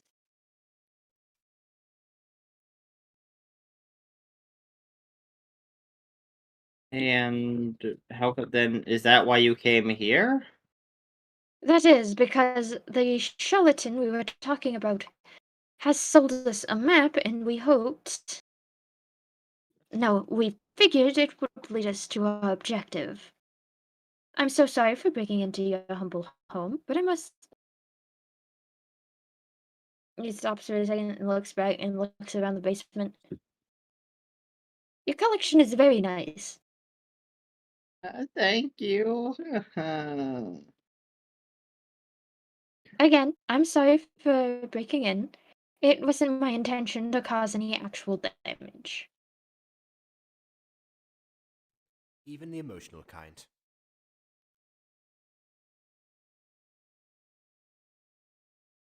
Oh, hey, this is maybe the first time we've broken into a home and not broken anything besides hearts. Oh, wait, what? Good on us, gang! High five! High five? The rat size. Look, if you wanna look into fountains, water, whatever, I recommend talking to the mayor's kid. I've seen him at like the park and stuff, like drawing water and stuff a lot for some reason. I don't know. The mayor has a Let kid. the poke around the The poor guy's be water. traumatized. Yeah, her adopted son. They live just over there in like this really nice house with this white picket fence. Could it be that worms cannot procreate? I mean, they can. She just adopted him after his mom passed away a few years ago. Really, undoubtedly. So Lou, just kind of leaves the house in shame. You've been very helpful, sir. If there's any way we can make up this indiscretion to you once we have finished, then we will endeavor to do so. If you find a miniature horse, give him to me, please. I need them all. They're my life. He looks at his collection.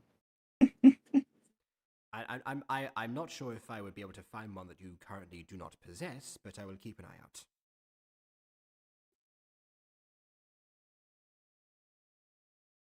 There's only one of each. Oh my god. They're the Funko Pops / My Little Ponies of this world. Actually, one of the ones that I used to have was Dusk Dinklesberry. You don't seem to have that one. Dinkelberg. Yes, if you find a Dusk Dinkelberg, if I find a Dusk Dinkelberg, I shall bring it to you. Thank you. I'm gonna go sit here on the floor and just be sad for a moment. I have to deal with trauma now. He lays back on the floor, head inside. I see. Thank you once again. Just slowly backing out. You've been awfully kind, and bye. She closes the door behind her and joins the others, I guess, going towards the house that we presumably pass along the way. I'm guessing As you guys arrive at the mayor's house, you realize it's a really nice looking house. What do you do? Now we have two options here. We could, in fact, knock and see if we're let in, or we could go back to the shop and see if see if the mayor and Bonnie have concluded proceedings and would be willing to. Yes, let's do that. I do not feel like breaking into the mayor's house to talk to her kid. I'm not saying we I also want to find that I'm saying that we ask to see if the kid would allow us in. I'm not saying break in at all. I like how after everything that just happened, our first instinct is still to just break in. It isn't. No, I'm the one saying we shouldn't do that. Lou is also saying we shouldn't do that. Lou is also going to say another thing, is that go back to the stand where that one guy was and get his money back for the map that led to his stranger's house.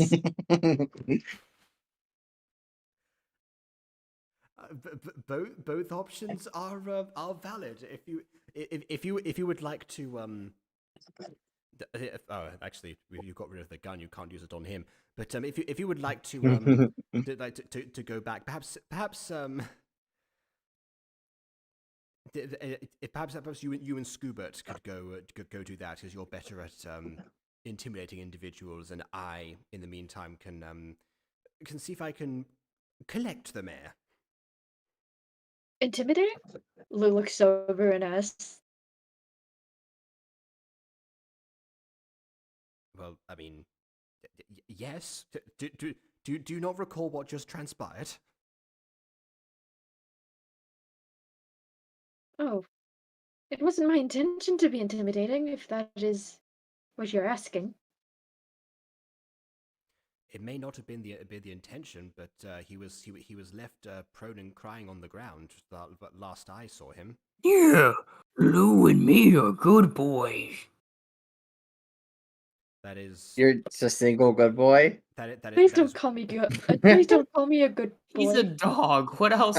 Look, you don't think that thought crossed my mind too? Yeah, I know, but he's a dog. Perhaps I can do some flexing around with my bony wrists. Okay, I'm just establishing that you really should not to take that too much to heart. Of course. Let's go. Ultimately, there's it did. Hey, it's okay if your wrists are a little bit snatched. Snatched? No one has taken them.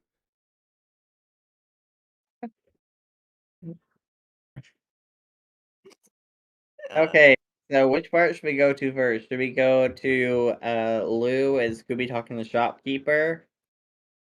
Or Orchid getting the mayor? I kind of want to go to Orchid getting the mayor. Okay. Yeah, I think dramatically it makes the most sense to start with like the less the less intense plot point. So yeah, let me just find. You make it back to the fashion shop.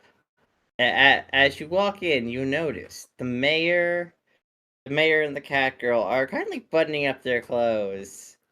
The mayor had clothes. Jesus. The mayor's like wearing like a shawl. That's it. Canonically.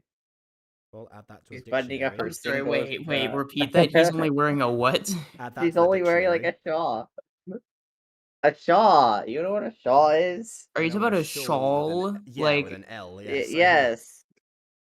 I'm just Okay. mispronouncing it. Okay. So I mean, yeah, add that to the dictionary, but also if ignoring that, are we implying right now that the mayor's equivalent to I leave the socks on is I leave the shawl on?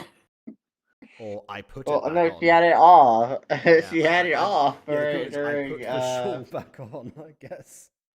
Why is Yeah, that the first thing he's putting on? It's a shawl.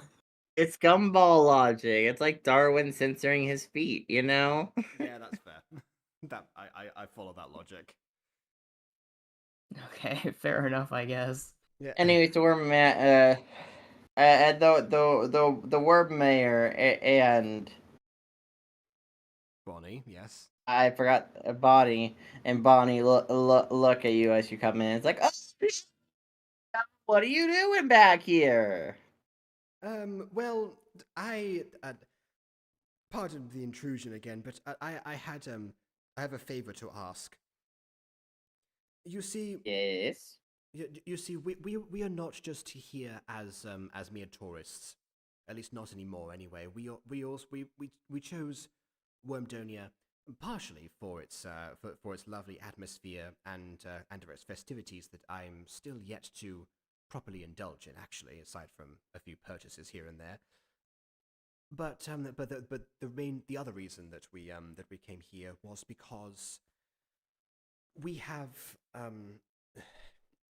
we have some investigations to do.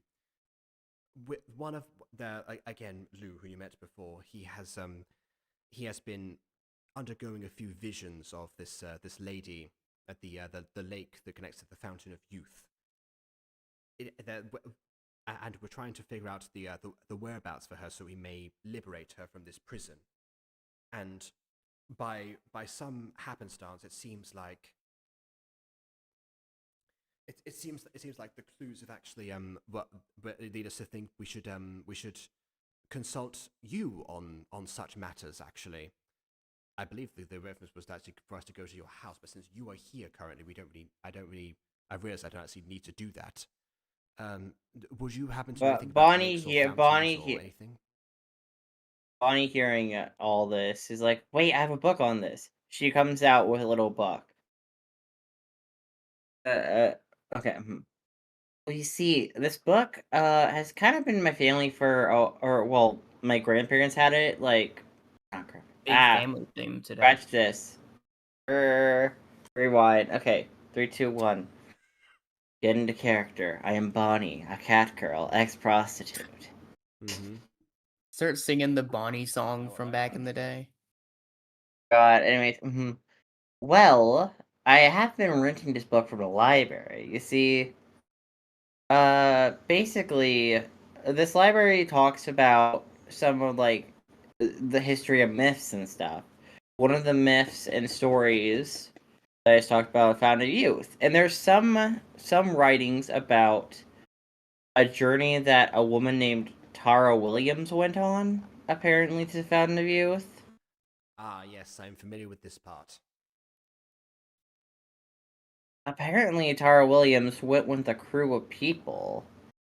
A orc, a sorceress, a lady in a hood,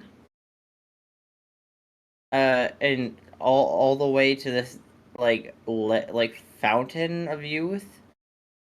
Are you sure those are the But descriptions? They seem incredibly inconsistent. You have one species, one class, and one physical trait descriptor. Is that really what the book says? well, they didn't really get names. It's just the primary traits that each of them are known by on here. They weren't able to get much information on it because they only learned about it from a few traveling merchants, and that's really it. But apparently, some rumors say that something bad happened there, which could potentially explain the whole lady being trapped there, but no clue. Does the book say anything about potential whereabouts? Any indicators of what path they took? It mentions the Parchment of Fate and the fact that, and also something about the Parchment of Fate having a guardian naturally, but it seems the guardian changes depending on when the parchment's used. Well, what Like after it's used, it gets a new guardian. Well, what does this parchment do in that case? I don't. I mean, there's not much detail on it. Magical paper. It's said to lead you to the Fountain of Youth. There we go. And nothing on Orchid like flicks through a couple of pages. Nothing in here about how they came to encounter the Parchment of Fate. No. I mean, this paper kind of just says they went to some town, found the guardian, and then it's kind of vague. Because we're not getting first-hand accounts here. We're getting like it's a lot of second-hand accounts for what I'm reading here. Well, second-hand accounts Well, have to come third-hand. from someone, possibly from one of the townsfolk in question. Yeah, traveling merchants. And the people and random people in towns, but they weren't really there for most of this. Okay, That's what people were able to hold on a glean. second. Are there any like any names? She flicks to the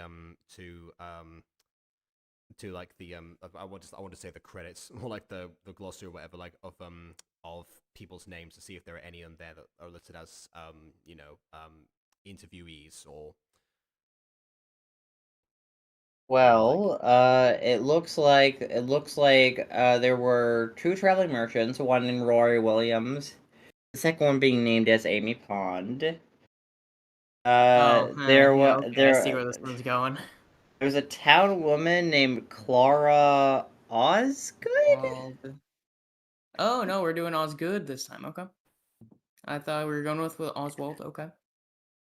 And finally, it looks like there is a Sally Sparrow who was like an innkeeper of one of them who overheard some of these conversations.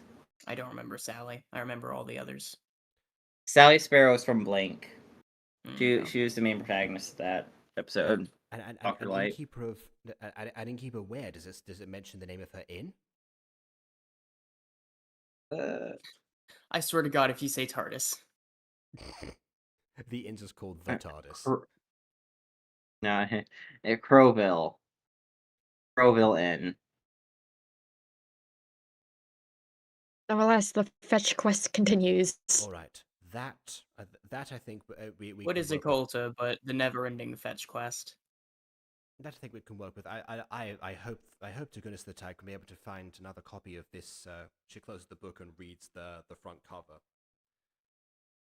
Oh, you'll find it eventually. No, but that was my prompt. What is the front cover? What is the name of the book? The History and Myths. All right, yeah. Of Okulta. Remember, guys, I can't take notes during sessions, so I'm asking all the questions so I have the video to go back to. Okay. History and Cult. Yeah. It's a myth book, basically going over myths and what people know about the myths and what is said about the myths. Basic description of the book as a whole. So that's Other myths are also included. Yeah. Not just found in youth. So that's gonna be like a flat intelligence roll then, most likely. Because it would be either religion or history, and both of those are under intelligence. Well, we are detectives. Then Intelligence will has got to help us out eventually. the Mayor Bridget chips in. You know, my son is pretty good at some of this research and mythology stuff. You know, sometimes he doesn't know it, but like I just like hear him like going over some like history stuff or related to myths and stuff. I may have heard like the fountain of youth or something about a lake, maybe. I don't know, a few times from him. You hear him go over these things? Yeah. Did you does he read out loud? A little bit. He kind of talks to himself in his room sometimes. Cool, he's just communicating with the lady. All is fine here. An interesting trait to have. Couldn't be me, obviously. Well, to be perfectly honest, I think there is a lot to go off in here already. I can think of several leads to take from this point. But if you think it would help to talk to your son, then I would by all means be open to that. Would you accompany me to your home, please? Of course I would. You coming, honey buns? She looks at her girlfriend. I think I'll stay back for now. I'm kind of tired after all that cardio we did. Yes, I assume this place could. I assume we've got some ordering to do, like some tidying, because again there are. Oh yeah, we may. Oh yeah, I think I knocked over a bookshelf while I was cardioing. I meant the clothes on the floor from earlier. I'm gonna go. She walks off in shame. This is her shop. I don't even blame her. I'm not gonna lie. It's like, the mayor a bit awkward after that expression goes, you should just go to my house, come on. I have returned. Hi. You returned. The mayor walks off with Orchid following her. Okay, so now we're gonna have a scene between the shopkeeper. They realized that the map that they got, or the map piece that they got, were bullshit. Yeah, you really came. Wait, give me a sec. Give me a sec. I gotta get that. I'm doing this voice on a full stomach now. Maybe a bit of a too full stomach now. So we'll see what happens. Oh damn! Oh, my stomach. All right. Yeah, I'm ready. Yeah, sure. Okay. As Scooby enter the shop to see this man and hear what he has to say for a fake map incident.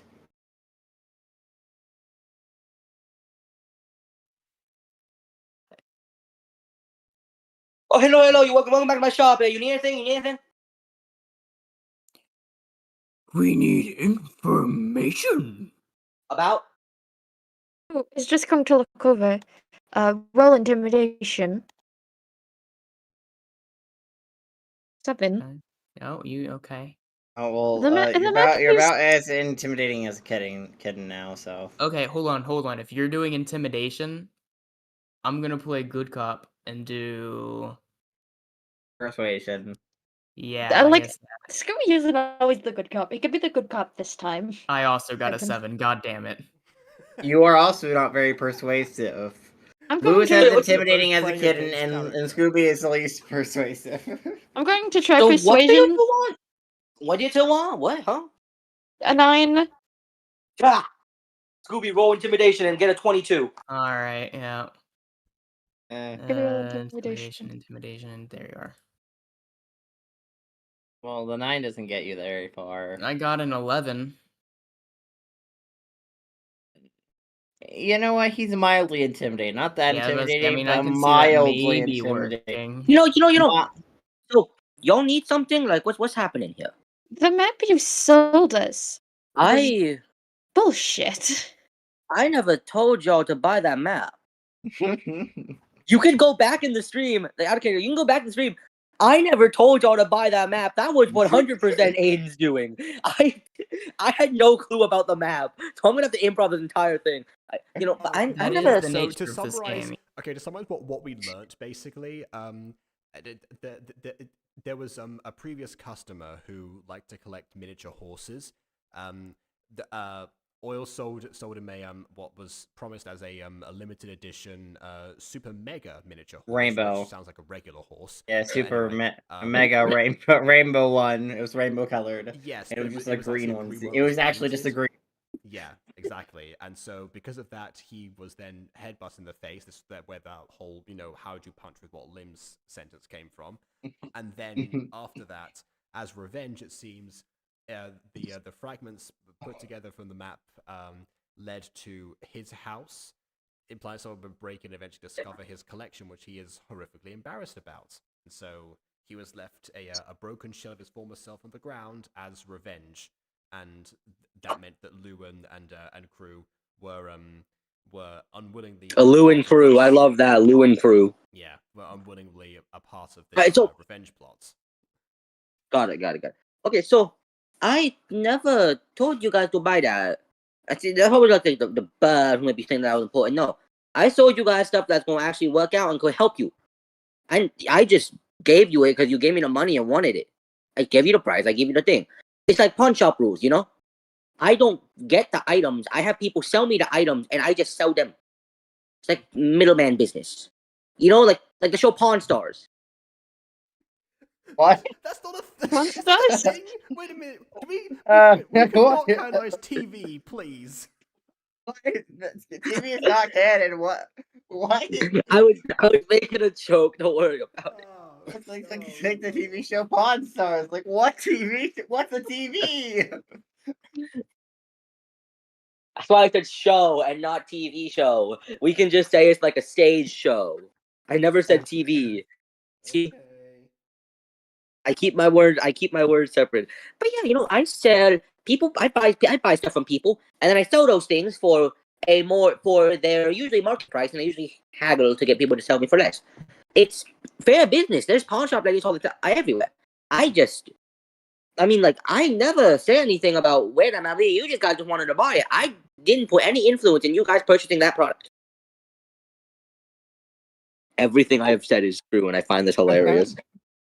You sold, but that doesn't exactly compute. You sold us the map. Yeah. You never asked where it led. You just bought it. Am I wrong? No, you're not wrong, but I'm meaning Lou is confused in character. No, I'm saying that in character too. It's just my voice is sort of the auctioneer voice wants to die on me because I just had food. So yeah. Yeah. All right. So yeah. You get it now, right? I never told you guys to buy it. You guys chose to buy it. I guess there's maybe some outside force, maybe just some random guy out there just telling you guys to buy it. I don't know. That'd be crazy. That'd be so unrealistic. Yeah, that'd be crazy. That'd be crazy. Lou just Yeah, no, takes no. a deep breath, accepting that he just wasted a lot of gold coin on something that didn't matter. I So, understand where you're coming from. How about this? I refund you 50%. Let's say, How can that we just sound? sell it back? I refund you 50%. That sound fine. I refund you Wait. 50%. We still have the map pieces, so can't we just sell you back what we have. He doesn't want You the know, map. you could just call it a refund, right? Is that a term in medieval times? I don't This is And- medieval care. times. Why are we still pretending like this is in medieval times? In this This isn't fantasy, medieval in times. this fantasy world, yes, refund is a thing. So yeah, why Lou, don't we just and refund it? How Lou- many pieces do you have on you? all Also, I'm of sure refunding all of probably them, is all 5 pieces. 20. All All 20. 5 It was pieces. 20. There was It was 20 20. pieces. It was 20. It was 20 pieces. Okay, Yes. he hands back like all 20 pieces, but he's Okay, put them in like a neat little sack to keep them together, and he just And says, and keep the sack. Auctioneer Man gives you 100 gold, also in a very neat and clean sack. Thank you. If you can't tell, he very much respects his sack. He likes Yeah, that. no, good on He him. respects the sack game. Always respect the sack game. So Lou just bows his head in shame. We won't bother you again. No. Please bother me more. I want to make more money. I mean, I have quality goods for you guys to buy. I want to make more money. Not since Lucille God, has someone but- been that blatant. You know, good on God, him for the transparency, though. this character was meant to be like the scam artist, like misleading you guys. I the forgot whole that. time. That's the thing, Yeah, I forgot that. that kind of didn't end up being what he was. Well, okay, hold on. No, he sold a cursed gun. You know, a map that was a revenge quest just to get like back at a client that he had in fact scammed himself before. So that still happened. Yep. I want to talk about the cursed gun. The cursed gun. He's in character. He thought he cleansed the curse. He didn't, but God. Okay. Anyways, Lou, Scooby, what do you do next? Ganja. Hang our heads in shame and walk away. I mean, Wait, Scooby Doo feels shame? yeah, we kind of. I mean, You kind of bought a fake map, broke into a guy's house, invaded his pony collection, and then got the map, and then stole the map. And I say that's some good shame. Okay. you know, so... like there's only so much pain towards his ego that can happen until it just cracks. Do you guys want to go back to the mayor's house to meet up with Orchid? Well, Yeah, Well, they wouldn't know Orchid's going to the mayor's house. Exactly. They would be going back to Bonnie's place. Ooh. Well, Bonnie's place is on the way to the mayor's house. The mayor's house is like in between the shop and yeah. What is this map? What am I looking at here? There is a map. It's a mental map that I have. Hayden, It's this is theater why of the you mind, and the Yeah, theater keeps exactly. moving. Sorry, also, let me just go real quick. The theater's moving too much. Ghosty, I'm just gonna quickly DM you gun stats. Okay. You don't have the gun anymore. Yeah, we don't have the gun anymore. Too bad, you're getting gun stats. Just for later. You're getting gun stats for later. Okay, so you guys end up crossing paths as you guys walk to the mayor's house and end up crossing paths in front of the mayor's house. Oh, hello. It's nice to see you guys again. You two would not believe. Lou Nope. just Oh. looked I found so out. defeated. Everything all right, Lou? Everything is fine. I just No, I no, want it's I, not. I want it's Scooby. I want to lay down. I mean, hey, it could be worse, you know. I once heard apparently, but my girlfriend's been really into the gossip about the Cat Scratch Alley. You know, I mean, all I'm saying is apparently someone got bit by a dog there and the baby kidnapped. I'm You know killing what? myself. I'm killing myself now. Where's the salt? Not What? again, Well. Where's the Scooby, salt? please, not I again. can't take this anymore. Everything all right? I'm really confused. Okay. I don't want to have to use one of my 10 charges. Right. How about before anyone kills themselves, we go in and you guys can talk to my son who knows a lot about this. Yes, let's go. Knows a lot about lake stuff or water or whatever. And As you go in the history, house, enter the sunroom. Sunroom. Not the room with the sun. The sunroom. The son's room. Okay, I'm so The ready to go to the sunroom. sunroom and see the sun. The sunroom and the sun's room are two very different things, Aiden. The mayor goes, I'll be right back. I'm gonna make some tea on the kettle. By the way, then I'm taking roll of the sun. Yes, I am. please. All right. I am awfully fascinated about how folk will be able to use a kettle, but I will not pry for now. Well, we can just say it's like the non-electric kettle. It's like the normal kettle. Actually, I have a very funny visual for this, if you'd let me. Okay. Sure. Why not? So, is it the worm woman who's making the tea? Yes, worm woman. We love worm woman tea. She just slides over to the corner and puts on a backpack with like arms sticking out of it.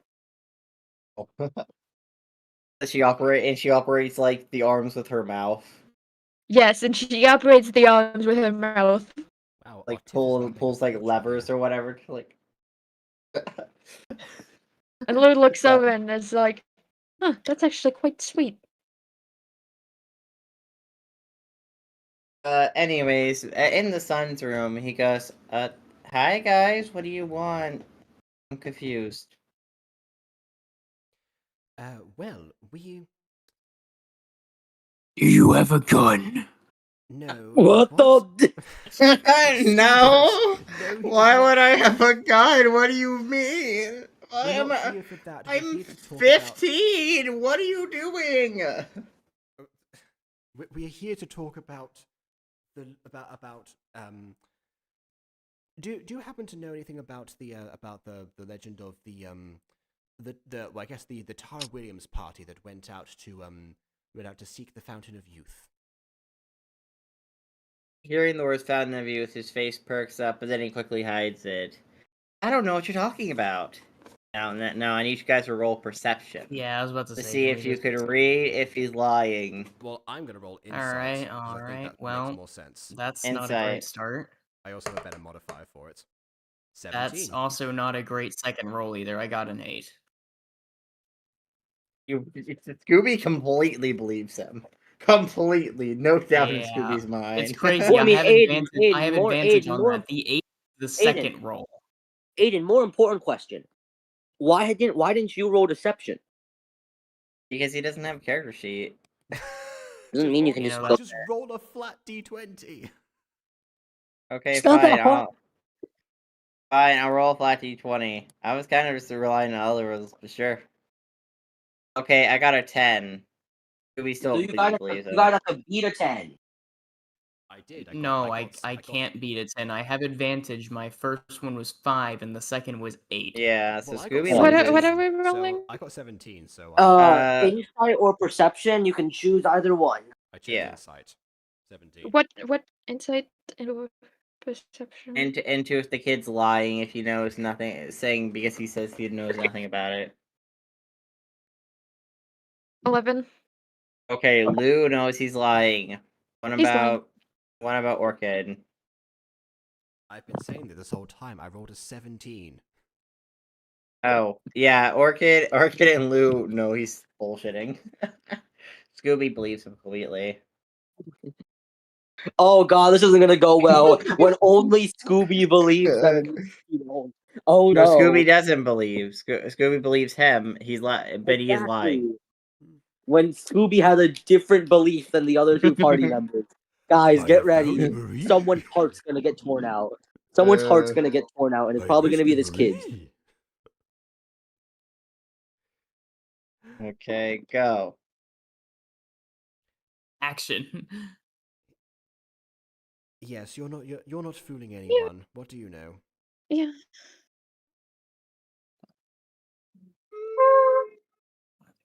I don't know if I should say. It's fine. It's not. It's you should. You guys don't not want to know. It's not a big deal. It's nothing really. You know. He's sweating profusely. We would really enjoy Oh, knowing if you tell us. A woman is being held prisoner. Surely if you were in Please, her shoes, a you would woman want to be is freed. free. He sighs, defeated. Fine, I guess you guys deserve to know. I guess if you really want to know, I am the guardian of the Parchment of Fate. He snaps his fingers. The Parchment of Fate appears right in front of him. Orca's like, I will explain You this see, later. you see, my mom, she was the guardian after the exposition with that the one exposition that happened that the Parchment of Fate has told me about. The parchment tells you about expeditions that have occurred?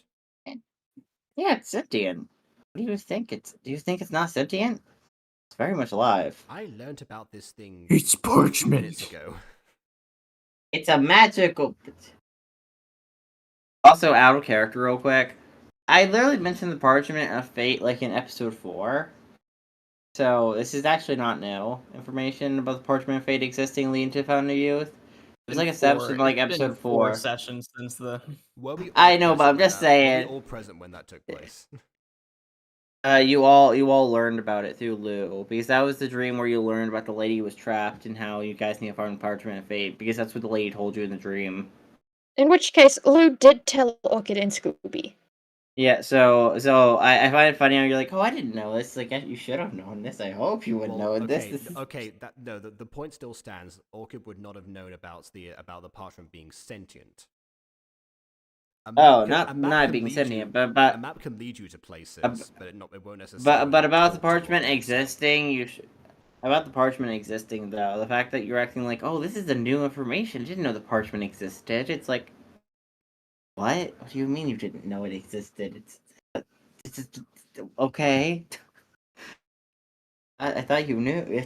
You've been told in character this, but okay. Well, okay, fine. And not for nothing. A lot has happened since that has occurred. Not the least was a time loop, so it is very reasonable for her to have forgotten. Anyways, back in character. Yeah, I'm the guardian of it since my mom died, and I've been taken in by her. Me and the Parchment have great conversations. Parchment even tells me about some of the venturing parties, or like, it's a lot. But why do you guys even want to go to Fountain of Youth? I know you say a lady's trapped there, but to even get to the Fountain of Youth, you gotta pass the trial of the Parchment. It is my noble goal to help those in need, no matter what the circumstance. My comrades can follow me or not. Well, we absolutely If you will do, follow you. if you do choose to partake in this, if you do choose to partake in this, I won't stop you. It will be sad though losing the only friend I've had. Because once I give over the paper to someone, I'm no longer the guardian, and this will select a new one after you guys succeed or fail at its trial.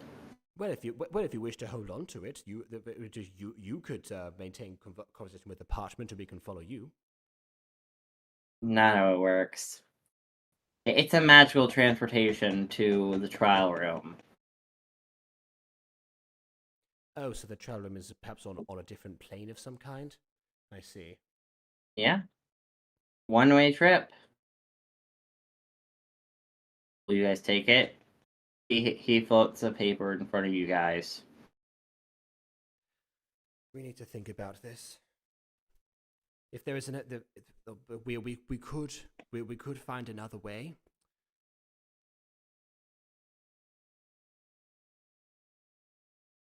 Yes, we very well could.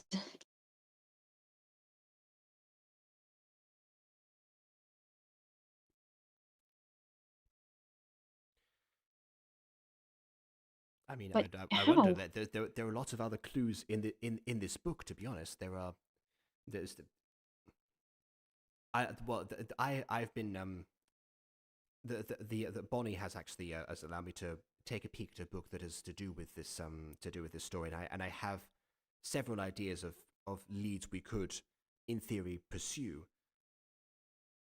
The biggest one was the Parchment of Fate, but I did not wish to cause an irreparable rift in order to in order to save someone. If there is another way that person can be saved, it is the only way that it makes sense. But otherwise, no.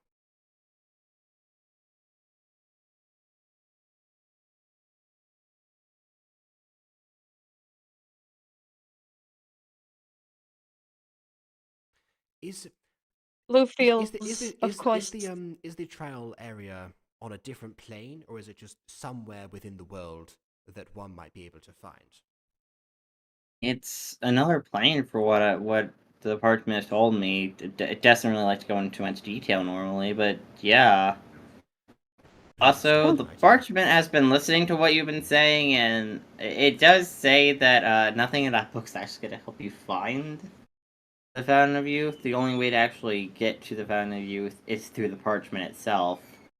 That was my Whoa, question. how on the Was it the only way or nose? not? Sorry, Uh, Scuba, repeat that. the fa- the fountain, the parchment has been listening to what you're saying, and it says the only way to get to the Fountain of Youth is through it. That book isn't gonna be very helpful, apparently. So,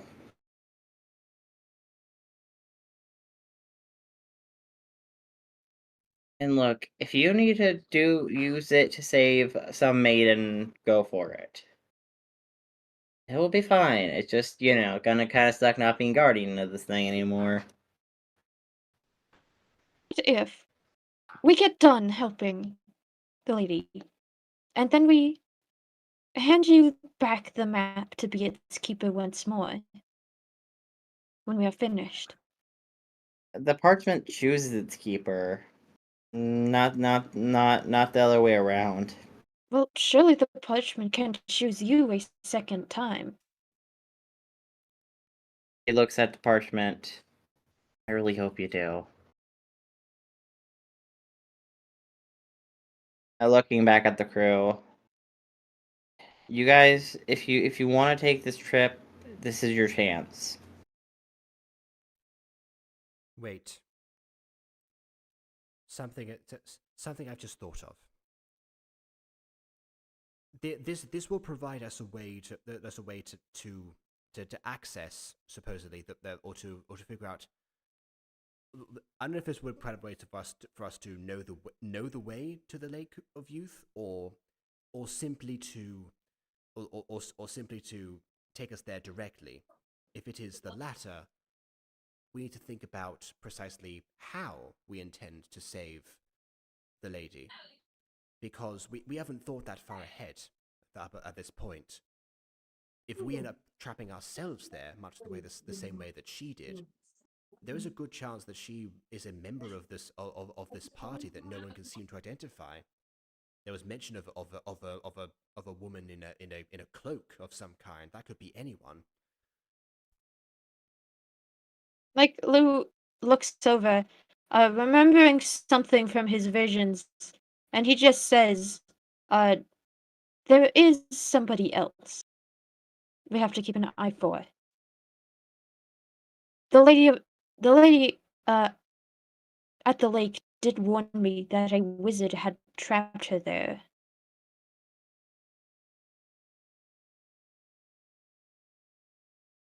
This is a good point. So again, there is a wizard on the list. Well, if anything, that means that there is some wizard who has passed this trial as well.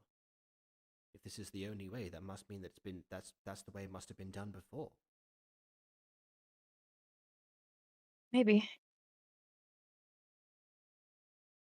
If not, Or it is some wizard powerful enough to bypass this magic, and therefore completely out of our realms of possibility to even fend off should the need occur, even with the new gun.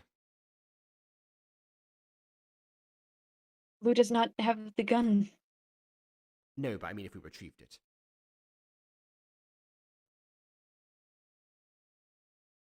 There is still a problem with that. They sent it on carrier beds.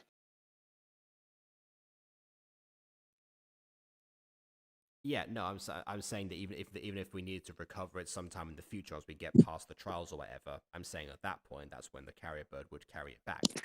But no, yeah, that's for fire. I'm not saying do that right now because we don't need it right now. I have two questions.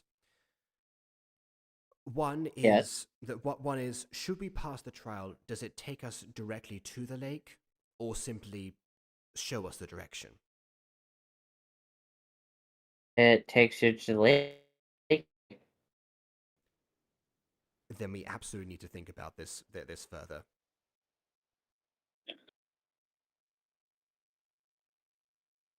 I also forgot what my Perhaps question we was. should. Perhaps we should find it in town and take some time to sleep on it. I think so. But if we can find a good spot, the festivities are very much in progress. Everywhere might be booked, but oh wait, I think Greg did actually sort that out for us, along with his contacts. You sure the last thing he sorted out, the carriers just sort of disappeared? Yes, as long as the room doesn't glow blue and disappear the second we leave it, then we should be fine. Y'all gotta stop trusting The room Greg. the room only exists when you're inside it. It's like the Sundial Chapel. That'd be crazy. Oh god.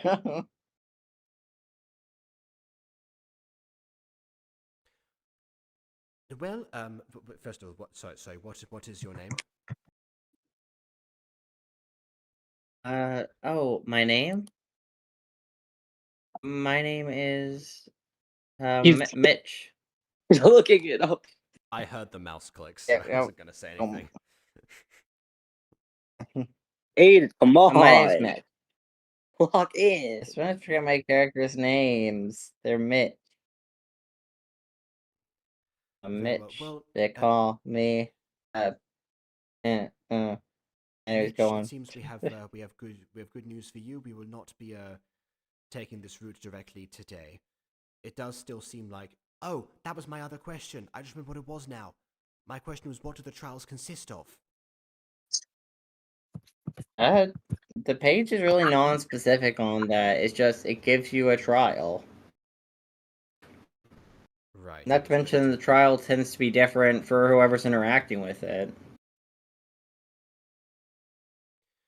So even if it did give the same, even if it did give a previous trial, it wouldn't have been the same for you. So there's no pattern of any sort. No. Okay, well, in that case, we can't exactly prepare. But we can prepare for what we will do afterwards should we succeed.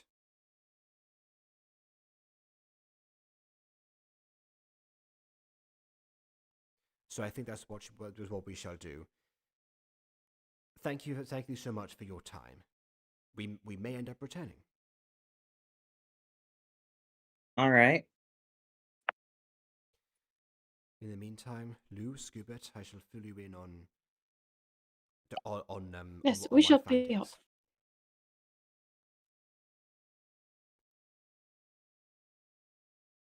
But let us head off to the inn first. Do that in. I don't have a background for it, but yeah, pretend to the inn. Inn of the mind. We are in. We're in the inn of the mind. In the inn, and walks up to a worm nurse. A worm maid. Where did the nurse come from? A worm maid. A worm maid. freaking Yeah, that it's like, hello guys. These will be. You must be the venturing party I was told about. receptionist. Here are your keys. She goes over to the keys on the table, grabs them with her teeth, and then puts them on the floor in front of them. Your rooms will be on floor 2, room 13, 14, and 15. Hey, yeah, you guys all get separate rooms. That means we can't strategize into the late hours of the night, but fair enough. Meanwhile, Lou just kind of. Can I share a room with my friends? Is that a thing I can do? Sure. I mean, I would have let you guys share a room if I knew you guys were together. Like, You knew okay. they were an adventuring party, and yet you give them separate rooms. Well, That's not what she's. That's okay, not what I mean, she's I will implicating. say, depending on the setup, I've definitely seen campaigns where adventure parties either get separate rooms, or some of them will share with each other and others won't. If anything, That actually, is fair. That is fair. Actually, in Quest of the Rising Sun, the only reason that Nathaniel and Hera ever shared a room with each other was because there weren't enough for everyone. Like, everyone else got separate rooms. Also, then again, that was like when the party barely knew each other. At this point, the party very well knows each other. I guess, but unless the receptionist was told that the party was, close and hadn't just met, I'm not sure if she would have assumed that or not. I mean, if Greg told them to do the stuff, then like I'd assume Greg knows his stuff, bro. Meanwhile, Ba-ba-ba. Lou is just faintly blushing, and he says, "Are you implying that I'm fucking my friends?" How rude! Whoa! Sorry, I didn't mean to offend you. I don't think it's rude. Well, In any Scuba, case, that's Why are you implying, Scoobit? rude or otherwise, it is inaccurate.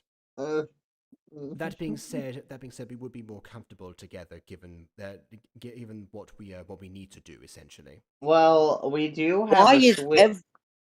why is do have a we do have a suite on floor 3. It's floor 3, room 24. It grabs the keys and puts it at your feet. why is Worry. everything Don't worry though. You guys can stay in that room. It's an extra large room for you guys. why is everything sex and Although cake? I will have to inform the couple who was to stay in that room that they are now sleeping in separate Wait, beds. hold on a second. I If heard the something room is- about if the the room is already- honeymoon. If the room is already booked, then don't change it. We don't want to Yes, cost someone else their reservation. After all, like, Lou just takes the keys to his separate room and hands the keys for the big room back. There should so be that more the than couple- one suite. Why is there only one suite?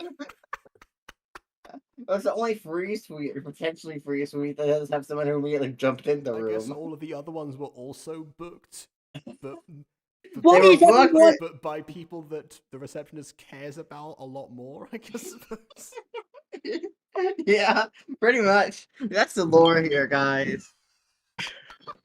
Again, I miss That's the old Okulta. lore.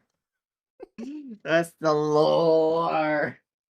It feels so weird. That's kind of the point of It the is, cast. and that's the charm. The lore. This world is built on bits. Are you sure you don't want to take the giant suite room? I mean, I heard there was even like a nice like bath in there that's like has You like heard? wow. You So I heard? do, I You do should just know want what to ask room looks like. when. What do I'm you just- mean you heard? Hey, when exactly? By the way, are we like? What's the ETA for the end of this session? Oh, it's like 7 to 8 o'clock at night.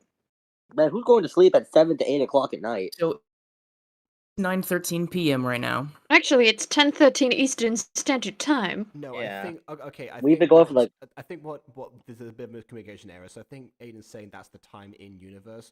You're asking what time this session will end. I imagine as soon as we like clock into the inn, that's where Yeah. that because like we talk about the trials. I imagine we were supposed to take the scroll immediately, and that Oh, like definitely. You were supposed to take scroll immediately, and I had like a whole cliffhanger ending where you get teleported. You don't know where you get teleported to, but just the episode ends on a white flash. That was my ending planned. I was like, okay, and then they're gonna accept the quest. They're gonna touch it. White flash. We don't know what happens next.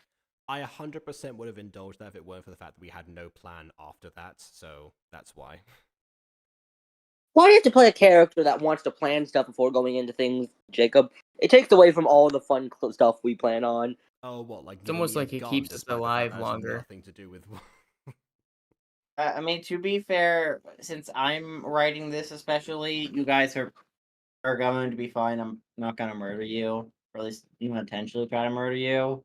I mean, you could die of like too much salt. I wasn't Then would be a lot more careless of your lives. No, I am super careful of your lives. I'm gonna be honest. I wasn't even suggesting that. It was, because it could have been saying for dramatic purposes that would have been the end point, and why. And I mentioned the gun because yet again it seems like people have plans for my character aside from the nature that I've given her. Listen, I'm gonna be honest. I don't know anything about the gun. Vin added that. I'm like, okay, sure, whatever. I don't understand this much. Yeah. Here's how it started. It was I had a mental. I said under my breath as a joke. I was so close to saying a gun when Orchid asked for what weapon they should what they should get to like support their modern. Because you said modern day druid. I'm like modern day gun. So I'm like, you know what? We're just gonna make a gun real quick.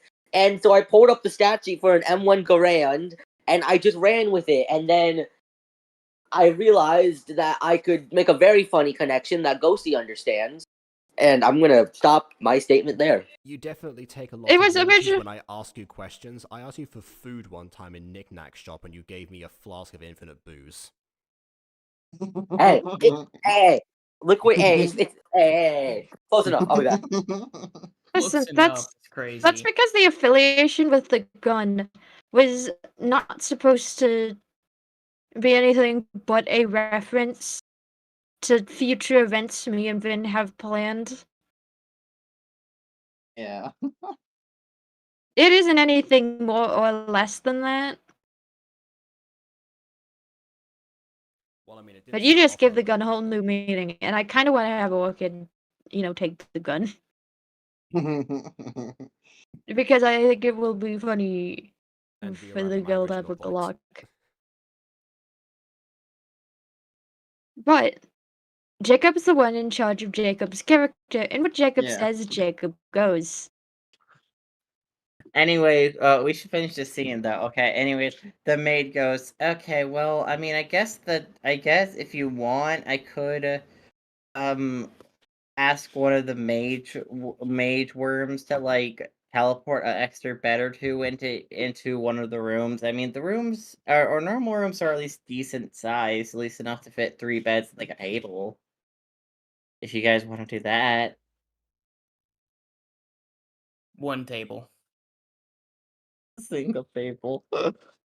I think that would work. If anything, we have a sort of bed table to plan around. It would be like a sleepover. Cool. Awesome.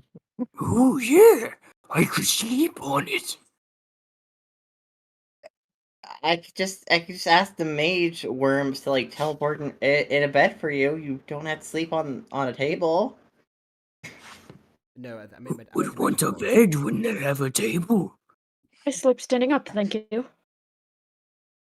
Oh God. Okay, I'm still gonna have 2 beds teleported. Essentially, I guess what we could say is that I will take the bed, bring in a table for Scoobert, and Lou will just stand in a corner. I guess sure. Be sure to give Lou that high quality air. What? The maid looks confused, like, okay, sure. I'm gonna go here. You're gonna be in room 213. Please, God, don't do anything too weird. She ends up worming away. Why does everyone think that we're just a loose cannon? You did. It might be because we are. You did a search not 10 minutes ago that we normally barge and break into people's house and discover that they're terrorists. We are kind of a loose. Are we the baddies? No, surely not. In this scenario, we might be. We came in with our own intentions, with no mission granted, and have arguably caused a few more problems than we've solved. I'm sure if someone wrote down all of our adventures into one book, we would be the heroes. No, surely not. I'm sure that certain authors I have been tempted highly to doubt such that. a fate in the future.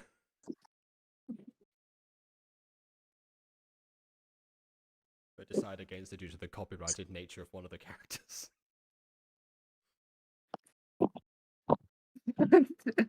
Just rename Scooby Doo to like something like It's Doobie Scoo. Doobie Scoo. Instead of like a Great Dane, it's like a pit bull instead. Honestly, him being a pit bull is the reason why today we have the pit bull stereotype of them all being violent little monsters. Oh god. Go. Okay, what do you guys do next? You guys go to your room with this? I suppose we Get should... on a table and take a load off. Lou is just going to crouch in the corner, crouching. leaning up against the wall, and that is where he's going to stay. Oh, perfect. Now with the knowledge of the M1 Gorean. There's room to topple. He not only has the knowledge of the M1 Grand, but he also has the knowledge that someone else has been in this town. Someone who's pursuing him. If they Not arrived in the scary. town if they've arrived in the town before he did and they've left before he arrived, they're not doing a good job pursuing him.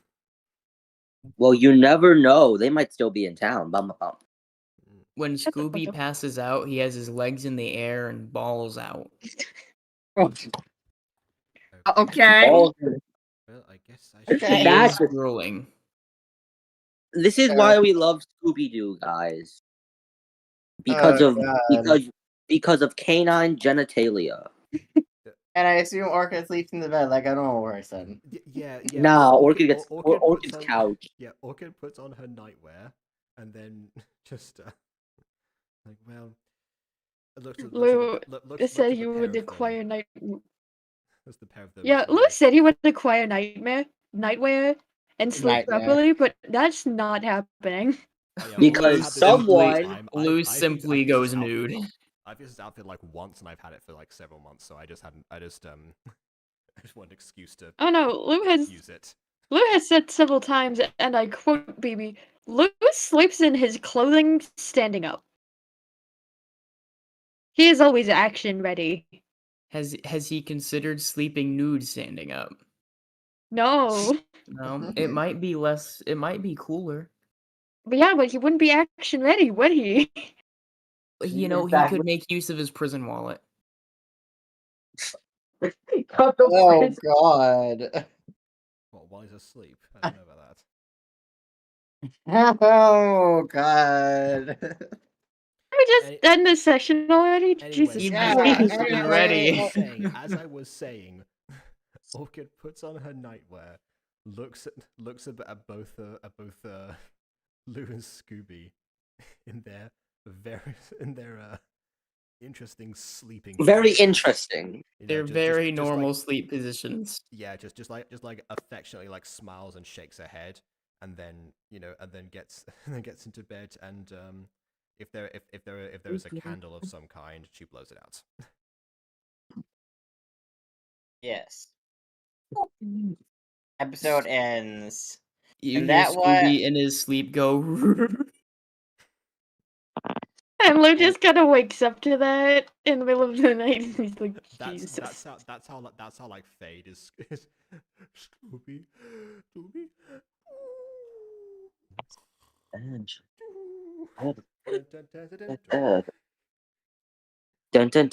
that's the end of the episode. What will happen next time? Will they pass the trial? Will they die horribly in the trial? We don't Will know. Scooby catch chlamydia? You never know. From where? Who is What- he what catching is his chlamydia? trial? Scooby What does his trial consist of? I'm chlamydia art scared is now. crazy. Who is he catching chlamydia from? Oh god. Is the map have chlamydia? What does his trial involve? There's no chlamydia involved. I It didn't write involves keels. Hey, I've said this line before and I'll say it again. You'll friction weld your joystick before you drill a hole. Anyways, leave a like or dislike because your opinion matters. And until next time, This is Toodle pip.